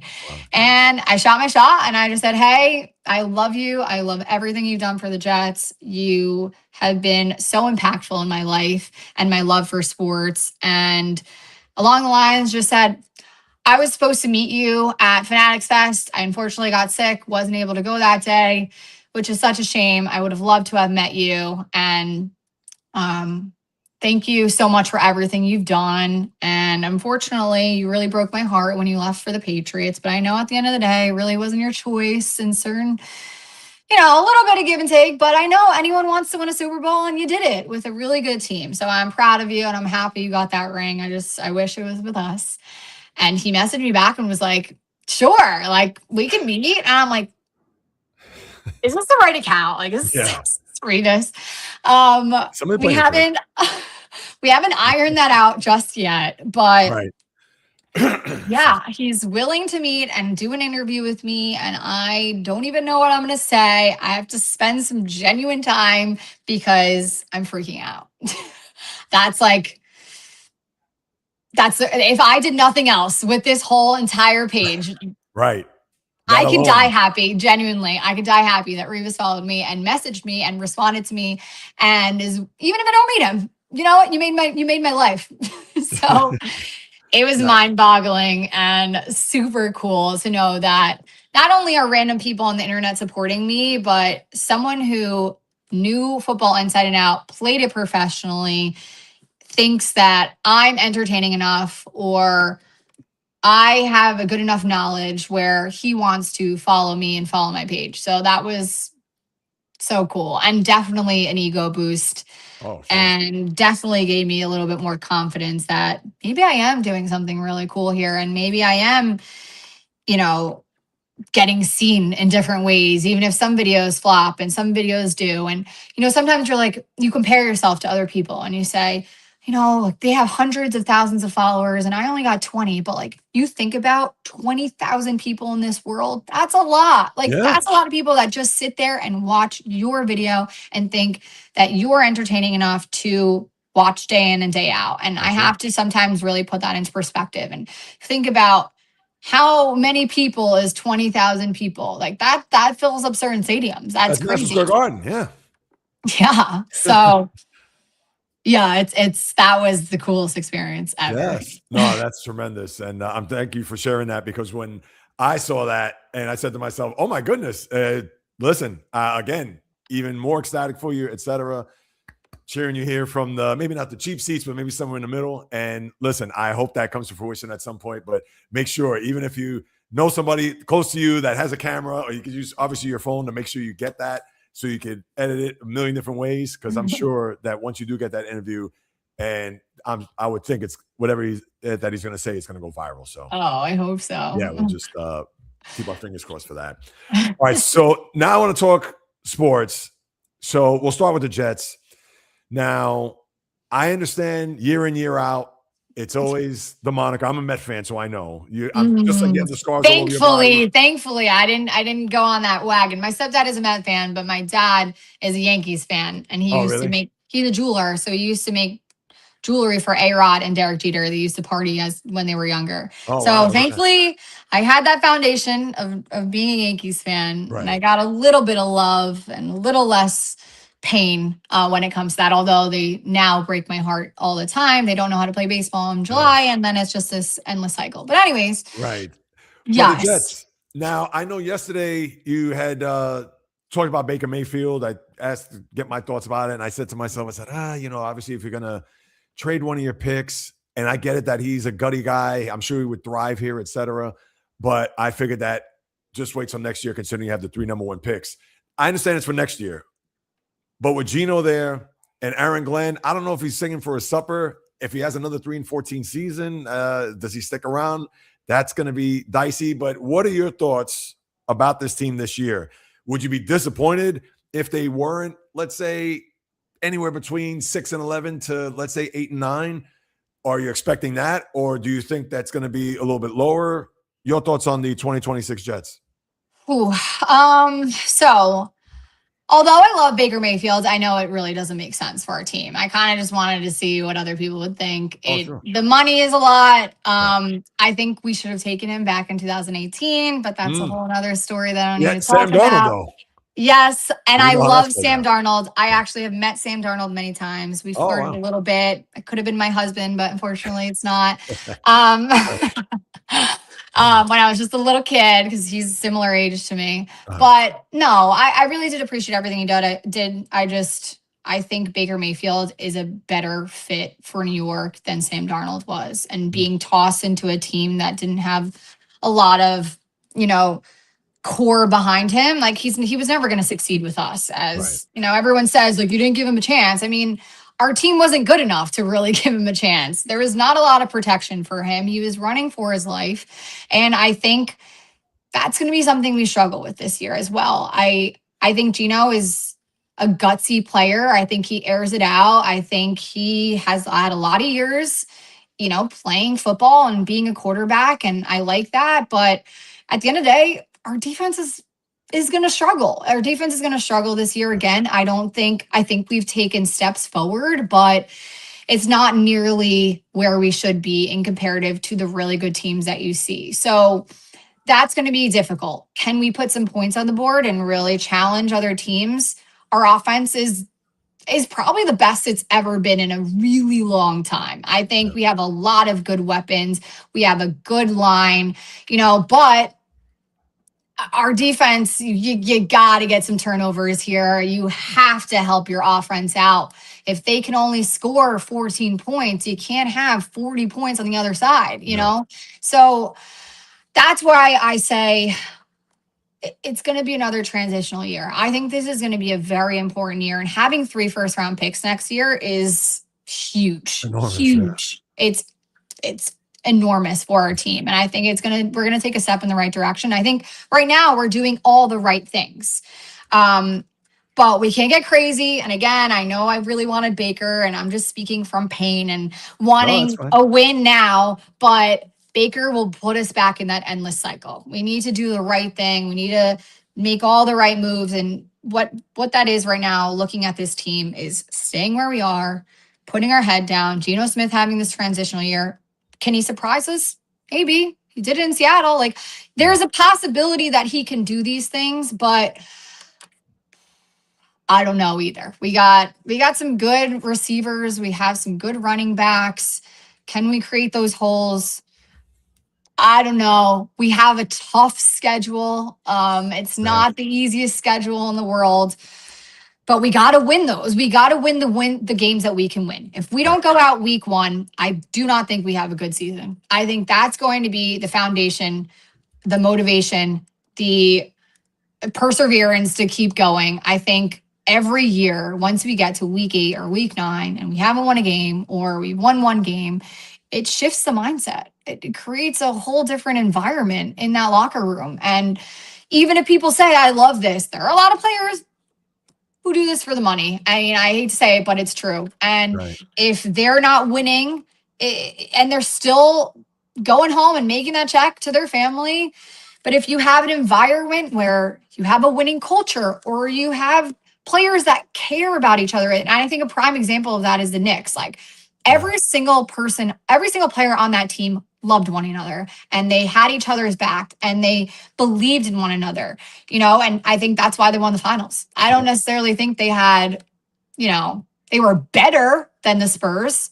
I just think when one person was down, the next person stepped up, and that's why they won. And I think you have to create this environment with the Jets. You have to create a love for the game. You have to mesh with each other. And I think we're building that slowly. Unfortunately, we lost a lot of key players last year, but we kind of needed to do it. We had to let go of Sauce.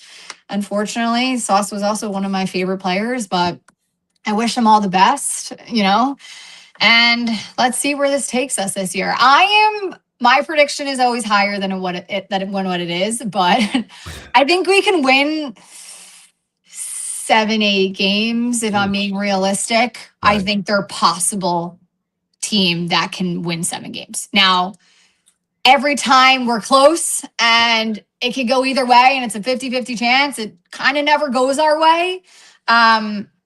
Can we change that this year? Can we make those wins? Like an example of that is the Giants. They had so many good games, but their record was their record. And unfortunately, it was a crappy year, and it might be another crappy year for them too. And it's sad that New York sports can't seem to get it together with all the money we have. But one day I hope it'll be worth it. Yeah, and I think for the Jets, as long as they compete, because I remember last year through those last 4 or 5 games, I mean, they were getting blown out. It seemed like the games were over in the second quarter. And I think if that happens again this year, Aaron Glenn could be on a hot seat. Even if they win, even if they go 5-12, but if they're competing, if they're in games, and I'm not trying to say in games, it's 13-10 start of the, let's say if it's fourth quarter or whatever, if they're within the score, I think he'll survive that. And with your GM, who's been great, and obviously with these picks forthcoming, and hopefully continuing to build that culture, who knows? Maybe this thing could turn around in the next couple of years, as opposed to it being, it's the same old Jets, typical this, where they didn't compete.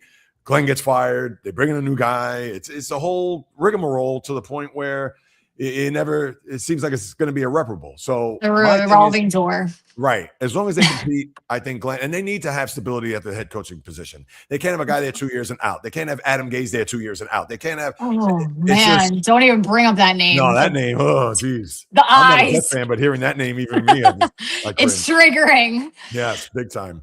Prior to Glenn, I really wanted Rex to come back. I mean, I love that man. But I think it's hard as a head coach your first year regardless. And an example is Vrabel is a whole different story. He's already been a coach. He's been doing this forever. Right. I think a DC going to a head coach is so overwhelming and very, very difficult your first year. And if you're not going into a team that already has such a horrible culture and not a winning culture, it makes it even more difficult. And there's so much pressure. So I do like Glenn. I hope that he makes his team competitive this year. I mean, we were just embarrassing last year. I don't remember a season this bad in a really long time. It was tough. It was tough to watch. Yeah. I never missed a Jets game, and I missed 1 or 2 this past season that I was just like, oh, man, this is difficult. I got to throw on red zone. I got to throw on red zone. I can't have just the Jets on my screen right now. Right. And again, just what you said, we need to be competitive. We can't be embarrassing ourselves. We are a professional football team, and we have all the ability to be good, just as any other team does in this league. We just got to do it. And look at the Patriots. They're freaking 3-14 season and what they turned that into. So it's not impossible. It's really not. I don't know. There's so many different avenues when you think about the Jets, and I can talk to him blue in the face about Woody Johnson. Oh, jeez. I was going to go there, but I figured I said, let me did not even attempt to go there, considering him going to. I just need Gary V to save us. How do I convince this man? How do we just I don't know what to do here, but I can't stand that man anymore. Yeah, no, I totally understand. And it's interesting too, because hopefully one day I get to meet. And in fact, when I was at Fanatics Fest, he was literally feet from me, but I was in the middle of discussion with somebody else. Gary? I wanted to get his take on the Jets and a couple other things. But Gary or Woody? About Woody? Woody or Gary, did you see? Oh, Gary. No. Gary. Yeah. I'm like, Woody would not cut right. Could you imagine dead. him at Fanatics Fest? Forget about it. I'm sure he would probably been booed out of the building. No. No, but Gary V, because of course, just to get his take, not only just on the Jets, but the one question I have for him, and I'm sure it's been asked him a million times: if you were owner of the Jets, what's the first thing you do? Me, if I was the owner of the Jets, I'd bring him back to Flushing, get him out of MetLife. That air conditioned, looking just cold. I can't stand the building. Put him back in Queens. Or at least maybe near where the UBS is, because I know they're building a soccer stadium right across the street from Citi Field, although that would have been perfect for the football stadium. But that's how I feel. There needs to be a New York presence and to have their own identity. Forget about sharing a building with the Giants, and especially a building like that. So that's just my take. I don't know. I do agree with you, but also MetLife is so convenient for me. I live 35 minutes from MetLife, but I do understand, and I really hate that air conditioning unit. I can't believe the amount of money we spent on that, and we couldn't make it nicer than what it is, especially with incomes of two teams, but whatever, here or there. It's also, what really gets me is not only that we're a really bad team, or we've been a bad team for quite some time. It's that Woody doesn't give love back to the fans anymore. We used to, I remember when I was a kid and we would get our season tickets and we would have a huge ass box, and there were hats and there were scarves and there were, everything. And you got printouts of everything. And I don't know if you know this, but we get nothing as season ticket holders. Absolutely nothing. What you can do when you walk into that first game, opening day, home opener, is you can go to a certain line and get the whole schedule in a booklet. And it's horrible. If you want fans to continue to show up every year and continue to get season tickets, and then increasing the prices of the season tickets, and you don't give anything back, I don't have respect for that. I think it's absolutely disgusting, especially when I see other teams, even the Raiders. I don't know if you've seen the video, but they have the coolest season ticket box ever. I was like, wow, look at this culture. And they have also a really bad team. They just moved to Vegas. There's so many different things here, and there's still so much love for them. And I hate that, because we're really loyal. We're loyal fans, and we keep showing up. And I feel like it's, in a way, it's kind of why he does it. He's like, well, why do I do it? Because they keep showing up anyway. Right. So it's tough, because you want to be there for the team, and I'm not there for you, Woody. I'm there for the team, even though you own it. It's sad how they treat these fans recently, and I feel bad. No, and I totally agree. And especially when you have an owner who seems to be disconnected. He took the ambassadorship in London, had his brother Chris for a time being, I think, what was in the late 20 teens. And it was almost as if I don't want to deal with this team anymore. I just want to make sure that the people are coming through the turnstiles, that the business is booming. And we all know that if your team is 3-11 and in December your building is half empty, or worse, if the Patriots are in town and it's flooded by Patriot fans, I mean, come on, how's that good for business? But hey, what do I know? I just a longtime fan of sports that has no clue about how a business is run, but you would think he would be more loyal. Yeah. No, he doesn't care, because he's still making money. Of course. Even though we actually have 0 home games every year. 0. Because I know what you mean. No, absolutely. Now, I have another thing real quick. You are a Miami Heat fan, is that right? No, there's no need to hang or I'm just curious. How did that come? Yes, I am a Miami Heat fan. But I've always been a Knicks fan because of where I grew up, and my family are Knicks fans. But D Wade was my favorite player growing up, and that's what I actually really liked the NBA before I even liked the NFL. But I think the way the NBA has turned into, I just don't. It's, in a way, I don't have as much respect for it as I used to, and it's harder for me to watch every game. And I just think it's completely changed from what it used to be, meaning defensive wise. I don't know. I think I don't want to use the word that I want to use, so I'm not going to say it, but they're babies. They're babies. And I don't know, but I love the Miami Heat. So I'm Cuban. So a lot of my family lives in Florida. As a kid, I would fly to Miami every single spring break, and I would spend time with my family there, and I would go to Miami Heat games. And that is why I'm a Heat lover. All right. Yeah. I bring that up because Giannis Antetokounmpo now I understand when that trade went down, it was going to be between them or the Celtics. And knowing Yeah. that Pat Riley was able to, I don't want to say pull a rabbit out of his hat, because I know Is he? I think that Giannis wanted to come to us at the end of the day Oh, yeah, no, I would because think so. Now, how do you feel about Pat your Riley. Yeah, no, hey, listen, Riley, we all know he's a master as far as trying to bring in talent, especially if it's within the cap. But with the Heat's chances this year, considering the East, and we don't have to break it down, we know the Knicks, we know what the Sixers have done, et cetera. What are your thoughts about this team this year? Do you think that they could actually not be part of the play-in scenario? Because it seems like they're always in the play-in over the last We 3 or 4 love the years. play-in. We strive for that every Yeah. year. We And love the maybe play-in and the exit. Yeah, right. You think that at least you're in the top 6, so you could say, all right, we know that we have to deal with the play-in that will be in the body of the postseason. Do you think that the Heat have some legs this year to maybe get deep, not only a round or two, maybe even get to a conference final? Or do you think that there just isn't enough talent there, considering that with just Giannis and Bam, and we know who the players are, but considering they're not as deep as some of the other teams, do you feel like they're going to fall short of that? Well, I think Giannis is a very respected player and he is a leader in many ways. I think he can change that culture. I think he's a good addition to the Miami Heat culture. Wow.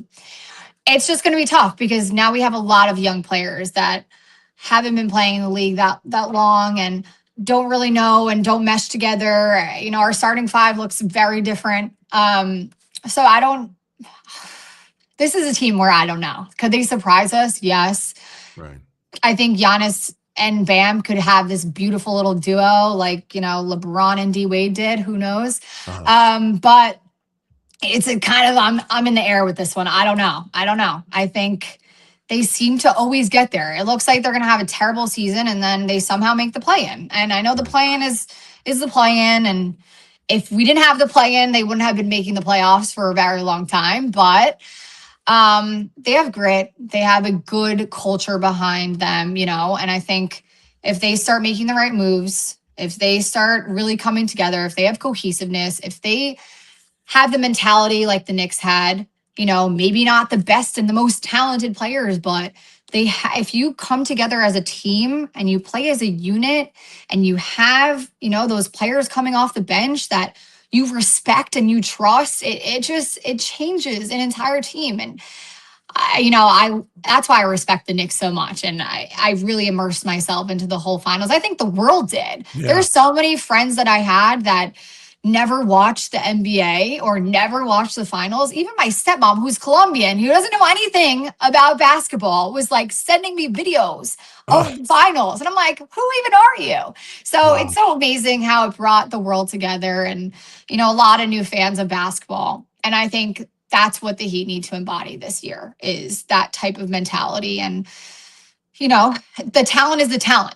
Right. If you have grit and you have work ethic and you trust your team, you trust your coach, you trust the moves that they're making. So it depends if Giannis can build that type of relationship. He's been on the same team for so long. And I know for him, there were a lot of videos at first when he came to Miami and he's like, I just don't feel comfortable. Well, no shit, you don't feel comfortable. It's completely different than what you've ever been used to. But now you're in Miami, bro. So Yeah. Keep your head straight, okay? I don't want to right. be seeing you at the freaking. No, he's like a family type of guy. No, yeah, I don't think he's going to be that type, but I hope I don't see him at the club at 5 a.m. the day before a freaking game. Yeah. We'll see. Yeah, I wouldn't think that'd be the case, but nevertheless, yeah, considering that a lot is expected, and of course, there's going to be pressure from within to produce and obviously get themselves into a deep playoff run. Of course, Giannis is going to have to be just as good, if not better, than he had been in Milwaukee, which obviously that's saying a lot considering what he's done there throughout the course of his career. All right, so last thing, Bree, and I appreciate all your time here. Of course. Throughout, this has been fun. Oh no, good. I'm glad that you feel that way. Podcasts really scare me, and I say no to almost 90% of them. So is that right? I'm not kidding. I'm not kidding. Wow. Podcasts scare the shit out of me. Oh my goodness. I don't even know what to say to that. I'm humbled. I'm honored. I appreciate No, I love it. It feels very comfortable here. And I love what you're doing as well. I gotta check it out. No, I appreciate that very much. Thank you.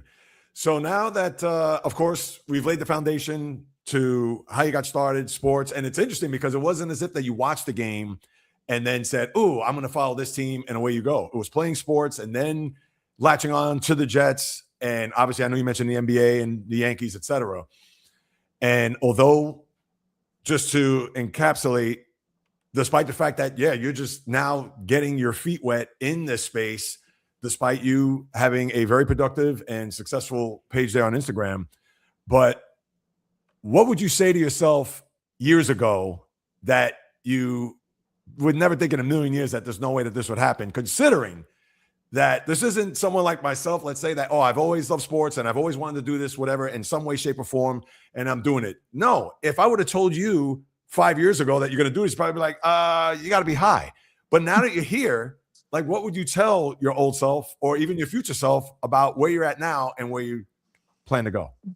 I think as I've aged, I've learned to genuinely not care what others think. And I think there's many times that I've held back on doing certain things that I love because I'm afraid what others will think of me. And I think if I were to go back and be able to talk to my younger self, is like, do not care what anybody says around you.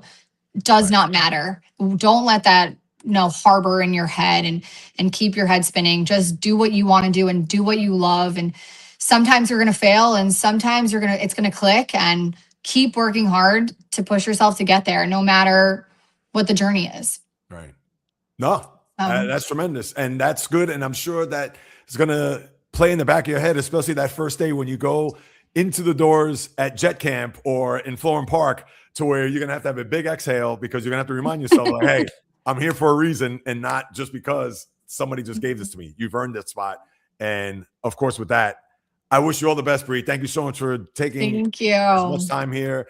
We'll be following you. We'll be watching you. And again, right here, let me prop this up real quick. You'll see on Instagram, that is the Hot Girls Talk Sports. Check her out, Latino Sports Official. I believe it's LatinoSportsOfficial.com, or maybe it's LatinoSports.com. Well, I'll put it in the show notes and all that. I'll make sure that when people go back to watch it, that they'll know where to follow you, et cetera. And once again, thank you so much. I really appreciate all your time. Thank and all the best to you. Thank you so much. Have a lovely rest of your day. Yes, you too now. Thank you so much, Bree. Bye. All right, take care. There you have it, people. And what I really am amazed about is that here's somebody that did not have a trajectory in this space, did not have a plan. It was just one of those things that, did it fall out of the sky? No, because she loves sports. It wasn't as if one day she woke up and said, oh, I want to try this. But now it's at a point to where she is going to be a beat reporter for the Jets, the team that she's, as you heard, grown up with. And just goes to show you that if you have the gumption, if you have the confidence, the know-how, and understand you're going to learn along the way, that anything could possibly happen. And listen, that's just tremendous. And I always love to see other people win, no matter where they're from, what their backgrounds are, whether they've went to school, whether they've had a successful podcast, whatever. And in this case, it's the total opposite. And you know what? All I could say is all the best to her. And hopefully we'll have her back down the line. I should have said to her that you have an open invite, et cetera, because maybe, who knows? She needs to vent talking about the Jets. You could always come on here. We could chop it up in reference to that. All right, guys, let me check comments here, because I know I try to go in and out. And I remember the last time when I had Tim on, his audio was bad. I'm sure her audio was pretty good. There's a couple of things I want to get to before hopefully you'll get in this championship in football someday. You already saw it in basketball. I respect that so much, Brie. Some of my team people don't understand. Oh, yeah. True fandom, for sure.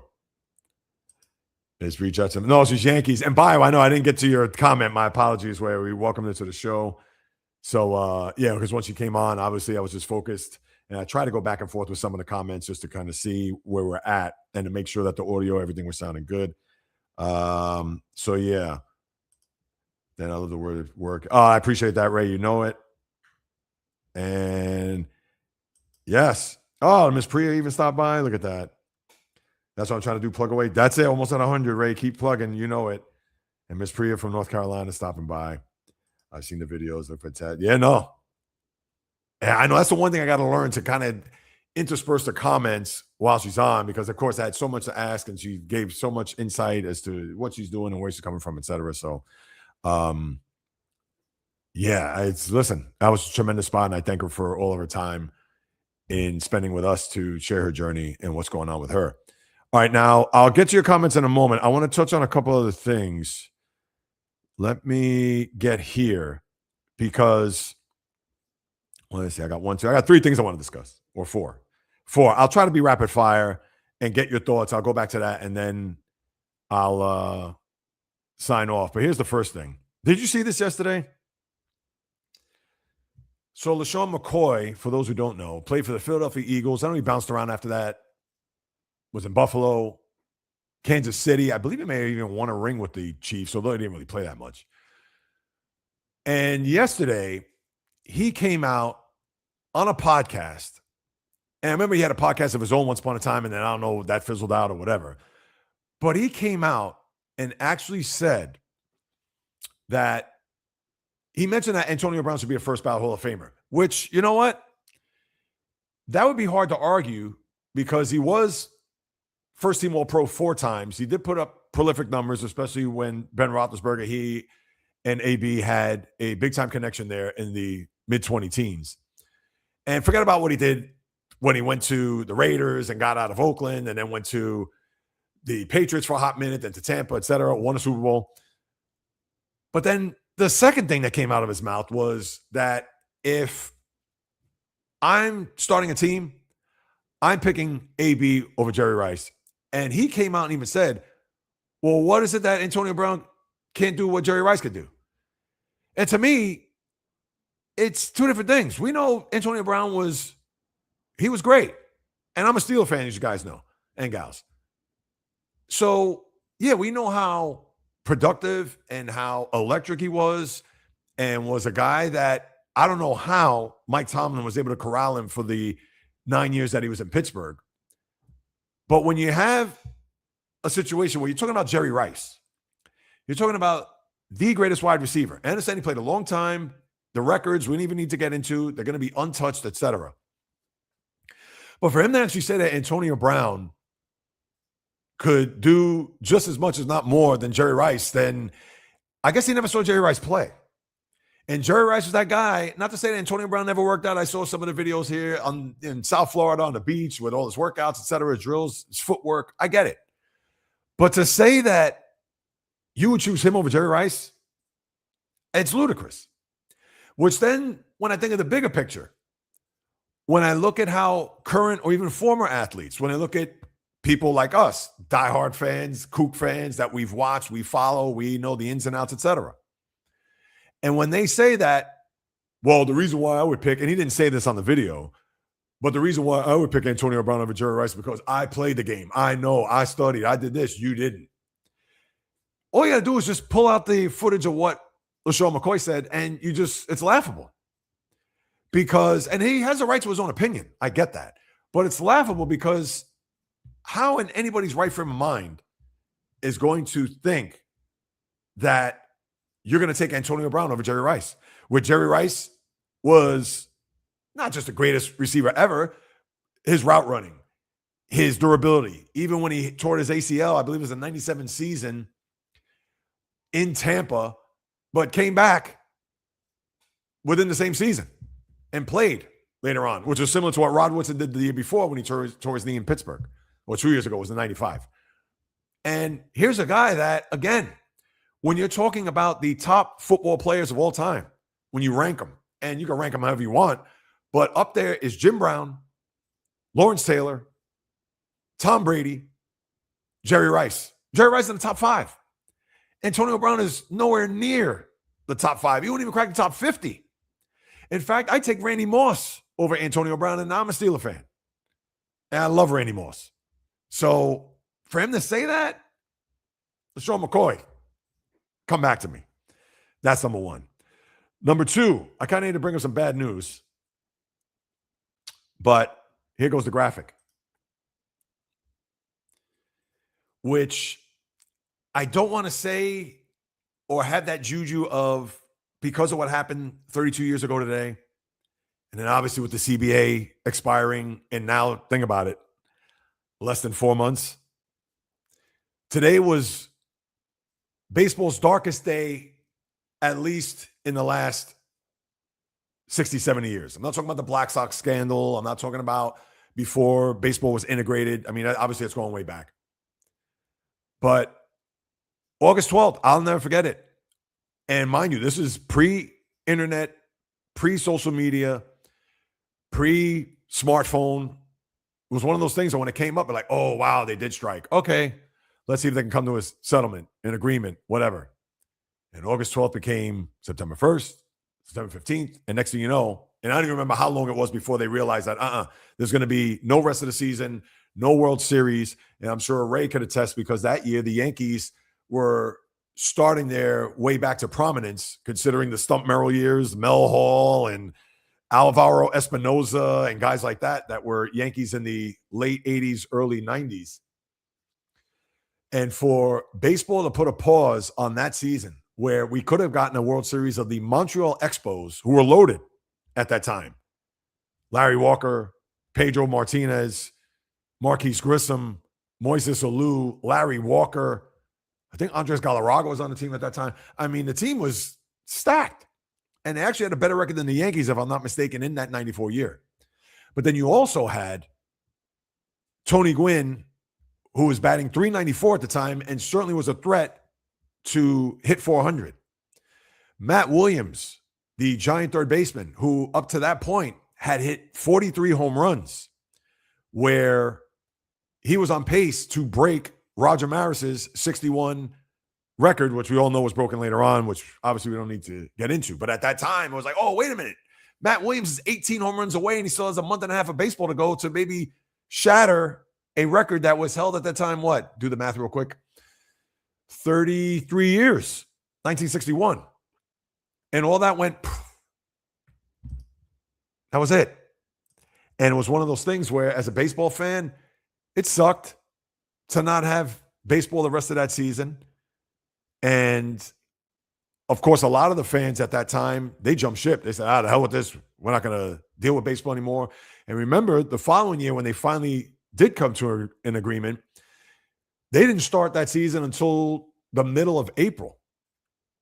And if you recall, that season was an 144-game season. And a lot of the fans didn't come back. Now, of course, I'm a kook, so I came back and I watched, followed, etc. But it took up until the home run chase of 98 for a lot of people to rally around baseball with Mark McGwire, Sammy Sosa, who obviously at that point, both of those guys went past Roger Maris. And we all know that McGwire on the last day of the baseball season, I believe it was against Carl Pavano, was it not, where he hit his 70th home run. And at that point, baseball was back. But baseball's darkest day today, and even the subsequent years after, took a while. Even 97, when they honored Jackie Robinson, the 50th anniversary, where they retired his number. And yeah, they celebrated that, but still baseball wasn't back at that point. And that was a year prior to the home run chase with McGwire and Sosa. So yeah, I just had to bring that up today because that was a huge moment in sports at that time and really in history when you think about it, because we didn't have a champion that year. So I had to throw that in there. And to kind of keep the, this is lighthearted, but again, I'm sure for those who have tickets in certain areas of Highmark Stadium, which is the Bills' new stadium. I know people are going to say, Jay Reels, why are you bringing this up? Who cares? Whatever. Well, I'm going to save all the other stuff for tomorrow when it comes to the podcast. But did you see some of the photos of the sightlines at Highmark Stadium? I should have had the photos prepared. What I could do is maybe I'll show it at the end of tomorrow's podcast. But this is a travesty. You're in the 50-yard line, and they actually have a stairwell that goes up where plexiglass is obstructing your seat in the upper deck at the 50-yard line. And you maybe, I don't know, like 6 or 7 rows from the first row in the upper deck. The corners of the end zone where the scoreboard is jutting out and you only see 2/3 of the field. Other parts where, yeah, there's just these big plexiglass that, I mean, it's just awful. And it's a new stadium. I'm sure they're still putting fresh coats of paint on it. And it's just mind-boggling to see that. And there's been a lot of hullabaloo over the new stadium because it's pricing out the diehard fan that's gone to Orchard Park there forever. And we all know it's going to be across the street from the old stadium. And I don't know if I would assume that they're going to deconstruct it or raise it and then put that into a parking lot or make that into a parking lot. But I couldn't believe some of the pictures I saw. It's mind-boggling how they screwed that up. And listen, I could see if it's even in an end zone corner where the scoreboard, the Jumbotron, is going to stick out a little bit, but did they not figure that out prior to erecting this ballpark? I mean, if I had seats near there, I'd not only want a refund, but I'd want free seats for that first year and then say goodbye, because that is just oh my God, it's inexcusable for a new stadium to have those type of egregious construction errors. I mean, it's forget it. And I'll put those up tomorrow at the end of the podcast. So I'll do that. And I see the comments there populating. I'll get to that in a minute. And then the other thing I want to touch on, which I get it, this is going to be not anybody's cup of tea. And I haven't followed it as closely as I should have. And I get it that dating back to last year, where I said, oh, I'm going to be more involved in the WNBA, et cetera, so on and so forth. But I know that the head coach of the Indiana Fever has come under fire here, Stephanie White. And maybe I'll talk about this more tomorrow. And I saw the clothesline there by DeJounte Carrington, the game over the weekend when Indiana was playing Chicago, I believe. And for Carrington, I mean, that was a blatant, I was a clothesline. If you remember from yesterday, that was Benoit Benjamin on Jerome Kersey.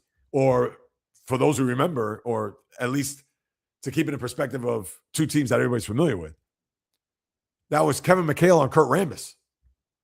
And that was on Sophie Cunningham, who obviously has been a lightning rod for the sport with her comments that she's mentioned and I talked about last week. And just the Fever overall, the treatment of Caitlin Clark, and with the almost WWE mentality of the sport that is kind of taken over. And a lot of that has to do with the commissioner, as I've talked about. But the head coach coming under fire for not backing her, saying that, and she coached Carrington in Connecticut a few years ago. So it was almost as if, not that she was taking Carrington's side, but wasn't really fully backing up Cunningham to the point where it's like, that was a dirty play. I can't believe she did that. She should have been tossed. And I believe it was a flagrant one. And then later it was ruled a flagrant 2, where I don't know what the officials were looking at there. I mean, that was as blatant as a foul as you could possibly see. And because White didn't really stand up from the standpoint of saying that that was a terrible foul, she needs to be suspended, that it wasn't vehement on her part to have the league do something with Carrington. And again, I understand she coached him, but she doesn't coach him today. And even even White, that's all right. And even White and others, among others, have come out to say, that's all right, babe. Case. Of course, Kisman has to chime in. For White, as she was in a press conference, like banging the table and saying that, I'm behind my team. There isn't anybody that can divide us. And so, which, okay, fine. But she certainly didn't stick her neck out, or at least defend her own player by going after her former player to say, hey, she almost got beheaded. Now, she may not use those words, but she could come out to say, I can't believe that. They call that a flagrant run. That was egregious. She should have been tossed. And obviously, I didn't watch the game. I did see the highlight. But because that's been in the news, I feel like it's my responsibility to bring that up. And the Fever, who beat the Liberty yesterday, and I believe the Fever, I know they don't have the best record in the sport. I know that's the Minnesota Lynx. And maybe I need to be more abreast of what's happening with the W. And I know I should, considering going back to last year and saying that, I need to be more locked in, and with not a lot of sports going on. It's pretty much just baseball. And that's that. So, and with the W, let me see real quick if I look at the standings, where they're at. I think they're in the top 3. Are they not?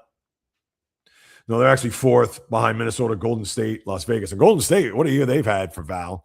And I remember they were an expansion team last year. They didn't play well. And this year they've actually been terrific. And the Liberty are down in the 7th right now, seed, hovering at the bottom with Dallas. And in the middle there with Indiana, Atlanta. And Indiana, Atlanta, would that be something? First round, isn't Angel Reese on Atlanta, and you're going to have a series with her and Caitlin Clark, and that would be a first round series. I'm sure the WNBA is hoping that's the case because, and listen, all this negative press, I mean, it's bad. Here it is. This league is finally, after all this time, and we know that they've had some struggles there, even with the great players that have come in and out of that league over the last 30 years. But here it is, the last 3 years where it's really taken off on this meteoric rise, and then now to get all this negative news and for them to kind of fight through that. And I know that the commissioner, Kathy Engelbert, has something to do with that too. And maybe she should be on her way out. And then Caitlin Clark, the preferential treatment that she's gotten. And I know DeJounte Carrington came out with the tweet, the white privilege, but that wasn't direct. I mean, it has been a little bit too much. And this is where the commissioner needs to step up. And I'm sure her boss, Adam Silver, has gotten in her ear. But when it gets to a point where it's like, hey, yeah, we need to handle this. You need to corral your team. But again, Adam Silver is more of a players commissioner. He's not David Stern with that iron fist that it's me and the owners versus the players and the union. No, they seem to be in bed with one another. And I guess maybe that's what's trickled down to the WNBA to the point where, not to say it's a free-for-all, but it's a free-for-all in a sense where, to me, the WNBA is getting more negative publicity than they are getting positive publicity. So we can talk about that if we want, but yeah, that's what I have there with the sports for today. Let me just see what else is happening here. Yeah, Lakers sale came incredibly fast. Listen, I didn't know they were on the block.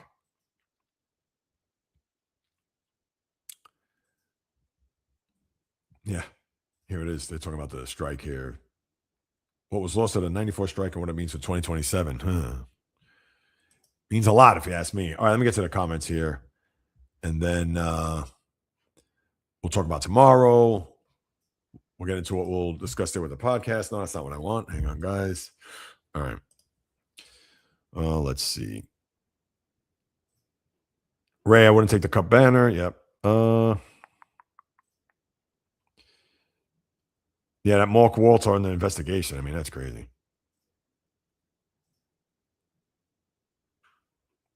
All right. Oh, here we go. Ray's comments, Miss Priya. All right, hold on.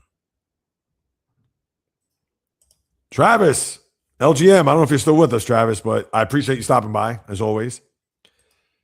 Do you feel okay asking tough questions you may get dismissed on? Oh, that was a question you had for her. I should have. I did make a mention of that when I brought up that whole Aaron Glenn. Now, again, that's more of a playful question. That's not a tough, like, why'd you go for it on 4th and 7 at your own 28-yard line? I mean, but then again, that's a layup. Anybody should ask that. But so Ms. Priya, I appreciate your contribution there. Thank you. Yes, Ray. I'm sure that was more for Bree. Val Lakers being sold to America. Yes, they are. And Bio News X. I love it. Giving the credit where credit is due. Happy Giants. Yeah, the Dodgers did win. In fact, big series tomorrow, which I'll talk about. Which, in the grand scheme of things, what does it mean? But and I'm also going to talk about the Red Sox tomorrow. Ugh. I think I jinxed them. I put up that video on Saturday saying, "It was this team ever lose? They're 32-5 and haven't won since." Absolutely right, because if you wait too long, opportunity is gone. Kate is fantastic. Yeah, I don't even think I follow Kate. Yeah, I know Kay Adams, that for sure, but the K, hold on a second. Yeah, so if I type in Kate MLB, I guess.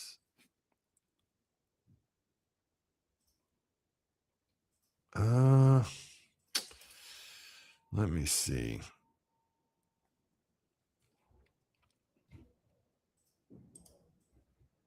Yeah, let's try this. Yeah, because I know when she mentioned that, and I know there's a lot of these guys. Hey, here we go, MLB Network.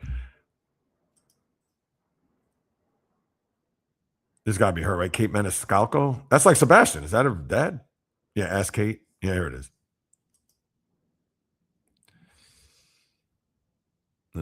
Credit basketball, baseball for baddies. Interesting. Yeah, this is her here. Yeah, you see, I don't watch MLB Network.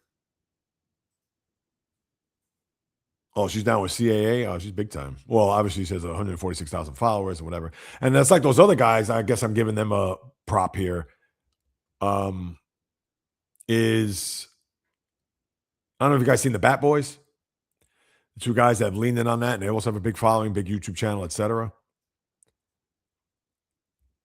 In fact, I should have asked Bria if she had a YouTube channel. I know her Instagram profile is successful. And again, it's Hot Girls Talk Sports on Instagram. But no, I never, this is the first time me being familiar with Kate Maniscalco. Ask Kate. Oh, good for her. Oh, here we go. It's related to Sebastian. Not related. All right. So oh, there she goes again because somebody's ringing a bell outside. No, that's all right. That's all right, baby. That's all right. Shh. Oh, you want to say hi? Here she goes with a little bop. All right. Let's see. 12 billion. Yep. Sold twice in less than 18 months. So it was more than a year. All right, Val, sort of Kay Adams. We do not know how to play baseball in July, sister. Wish you could. Orange and blue skies, please stand up. Basketball, of course. Yeah, not orange and blue as far as the baseball or even hockey team for that matter. Oh, the novice. Yeah, it's interesting you bring that up. And this is why I got to go back to the questions. I know it's hard because I'm just trying to stay locked in. I want to keep contact here instead of just like looking around my laptop and whatever. I understand I got to do more of that, but more reps in due time, people. Yeah, yesterday she hit me up asking, oh, I would like Baker Mayfield and the Jets. What do you think? And I said, you're going to have to pay him a ton of money. I understand you don't have to give him like 4 or 5 years. He's going to want a long-term deal. He's 31 years of age. He's going to want to get that last big fat contract. And I don't know if I'm willing to part with my number one picks. And also the other thing too is I didn't want to correct her. I didn't want to be that guy. But I know, of course, I love for Darrelle Revis. Now we know Darrelle Revis went to Tampa before he ended up in New England. But you know, I left that. I let that go. But when it comes to the quarterback, she asked me about that. I said, nah, you have 3 number 1 picks next year. I get it that Dallas is going to be good, so that's going to be a low 1. The Colts, you can only hope that the Colts have I can't say a bad year because a bad year means that they would be 3-14, and that's not going to be the case. You would hope that they miss the playoffs. You could be in the teens, the low teens, 13, 14. That's mid-teens when you think about it. And then they have their own pick. Well, the thing is that they're going to have to package wherever they fall.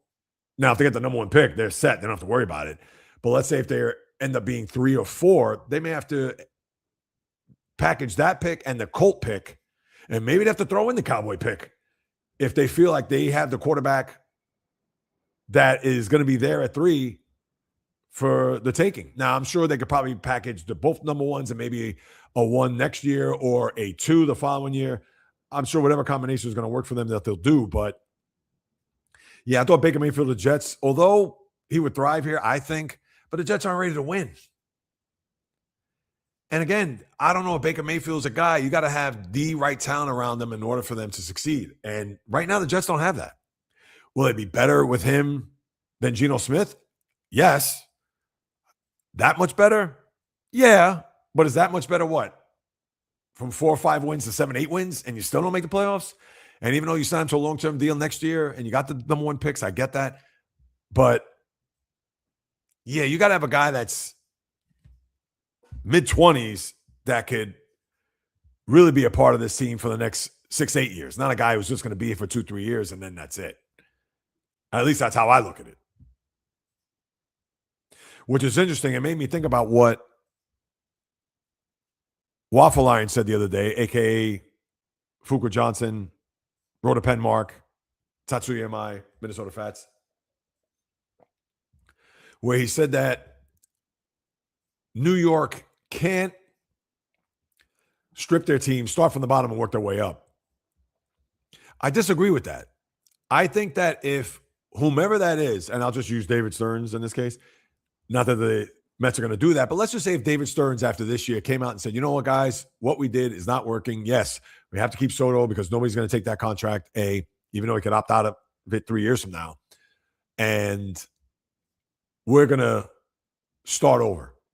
We have the pitchers, the young pitchers intact. There's a couple of position players. I know Lindor, whatever. But you know what? For the most part, we're going to try to strip this down as much as we possibly can and rebuild up. This is the plan, and this is what we're going to do. If he says that, excuse me, and sticks by that, you know what? I'll be okay with it. Because Band-Aid, Scotch tape, bubble gum, duct tape, whatever, it's not going to cut it anymore. And I don't owe this retooling or this reloading or whatever. No. And I understand you have places or pieces in place here when it comes to what this team could be next year moving forward. But if they had guys in the minors or if they knew that, yeah, this is what we're going to do and they actually do it, I'd be fine with it. I wouldn't look at it like, oh, I can't wait 5 more years.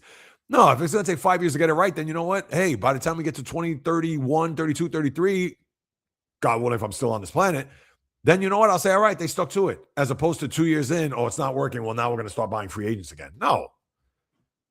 Well, by then, he'll be fired if it doesn't work out. But you get what I'm saying. Ray. Oh, check. All right. I'll check that. You know what, Ray? I know we talked about squeezing you in now. If you're around tomorrow, how about I squeeze you in tomorrow? How about we do that? Yeah, because I had checked my inbox up until about 10 to 12, and I didn't see a response. So I was like, all right. But you know I got you. I'm not going to not have you say what's on your mind. But yeah, I will check it, but I'll respond. 100%. 49ers are a good team, J Real. So the story goes, the injuries that the players suffer from the electrical substation. Is that right? Did somebody write that? How did the electrical substation, which I know you sent that to me, and if somebody actually wrote that, I mean, come on. Are we supposed to take that serious? Unless they were in this electrical substation and got a jolt or hurt themselves.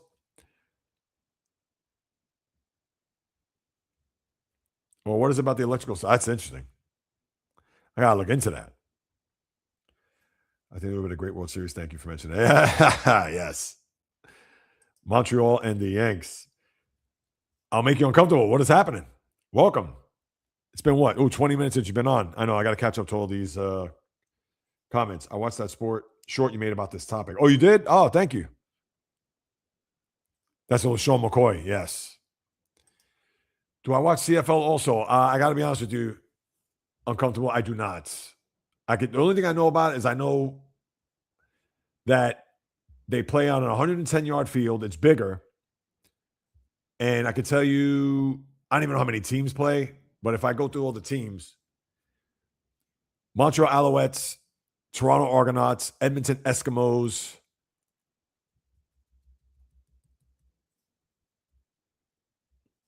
is there a team in Ottawa?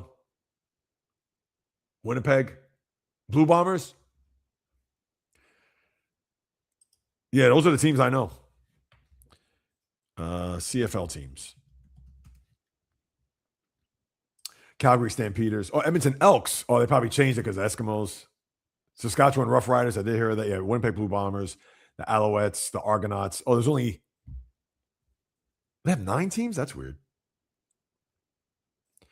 All right, so BC Lions, British Columbia, play in Vancouver. Calgary Stampeders, Edmonton Elks, Saskatchewan Roughriders.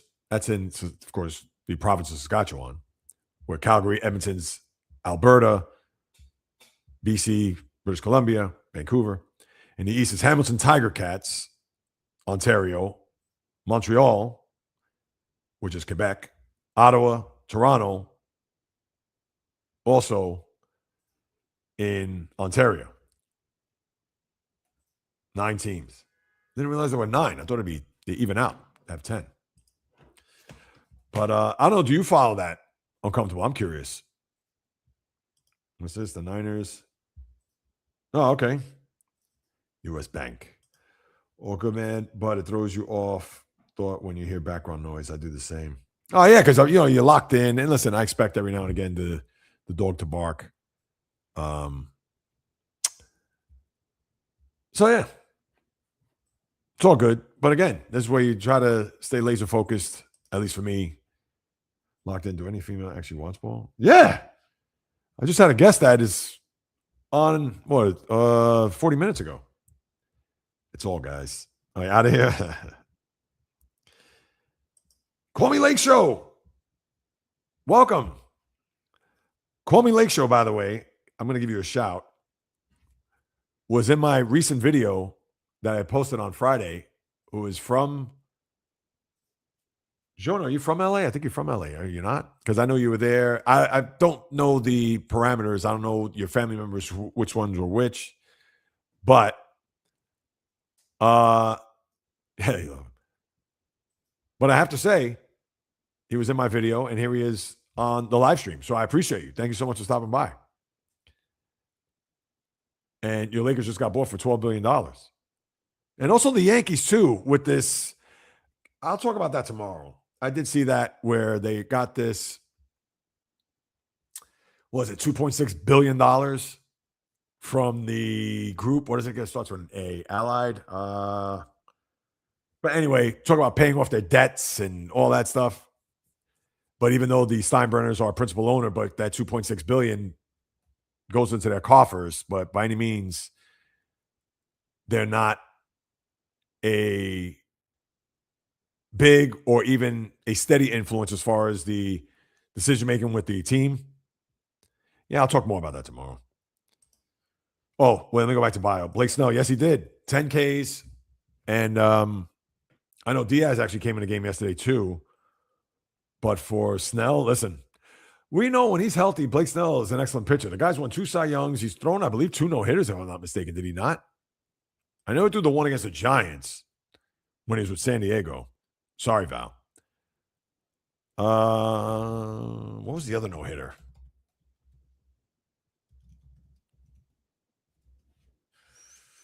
The other one.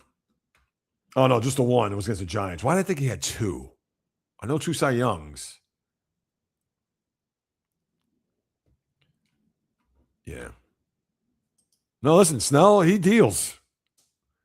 You just can't stay healthy. And to me about Snell, that he strikes out a lot of guys, but he also is a guy that he works up his pitch count. He's a 5-6 inning pitcher. Now, I understand he's gone deep in games and he's got the no-hitter. I get that, but he's usually a guy that as much as he gets swings and misses, but he gets a lot of 3-2 counts. But hey, I mean, the guy's tremendous. That's good. Well, hey, absolutely. All right, comfortable. Sounds good. Yes, Ray. I'll reach out to you. For sure. I don't watch that kind of a farce. Oh, with the yeah, listen, the CFL. Listen, we know Warren Moon played in the CFL. We know Doug Flutie had played in the CFL. Vince Ferragamo, who Bio knows very well, played in the CFL. But that's the thing.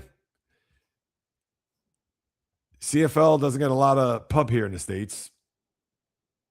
And maybe it's a little messed up, I guess. But, nobody's thinking about football in July, August. And we understand that they can't play football or they won't play simultaneously with the NFL. A, the weather gets much colder up there than it does here. But B, they'll get destroyed by the NFL.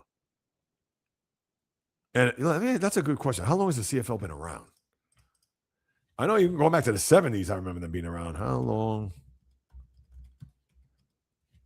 If I had to take a guess, maybe the 60s? 58. All right. 1958. No, that's pretty cool. Let's see. Your dog. You know what it is that she hears people outside, Amazon people ringing the bell and communication. So what does she do? Of course, she makes her presence felt. But that's it's a typical dog. It's all good. Yeah, it's the missus over there. Oh, no, because I got people in the room saying that your dog, Val, one of my big followers here, dog loves walking when someone's there. Yeah, that's what she does. But we're not talking smack. We're being nice. We're being kind. All right, my good people, that will just about do it. If you have any other questions, comments, thoughts, please feel free. But tomorrow, 11 a.m., you already know, latest podcast coming at you. And we'll get into more of that's why I like talking about topics on a day like today, or having a guest in this case. But we will certainly get back to the pennant races. We'll talk about the Red Sox. I'll get into a little bit with the NBA schedule. Pretty much, I'll try not to sound exactly what I said here at the top. I had to, because that was something that's been just chomping at the bit, wanted to speak about. NFL, the preseason actually begins tomorrow for anybody who cares. And of course, don't forget Steelers latest. The latest one is out now. As I talk about TJ Watt and the big, enormous year that he has forthcoming as far as the Steelers doing anything, being successful in 2026. So you definitely want to check that out on YouTube. Steelers latest with yours truly. And besides that, that is it. So you already know the deal.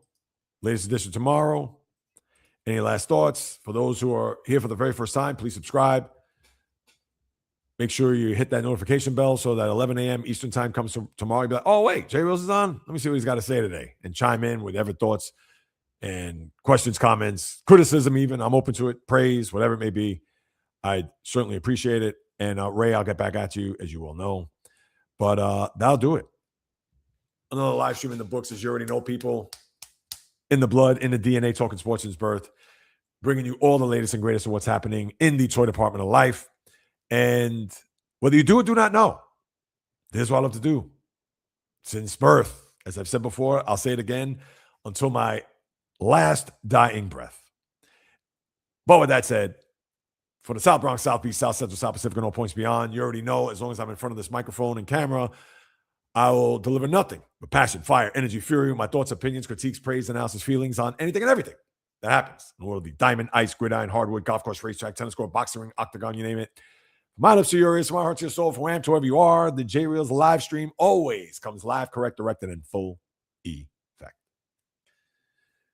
As always, enjoy the rest of your hump day, people. Peace, love, and God bless. See you tomorrow at 11 a.m. Until then, everybody, enjoy the rest of your day. Until next time, on the flip. Oh, one more comment. What do you got here? Oh, Val, I saw electric substation 49ers. Yeah, I'll take a look into that. That sounds kind of wild and crazy, but stranger things have happened in sports, so who knows? So, Val, I appreciate that. And I appreciate you all, as you well know. Until then, on the flip.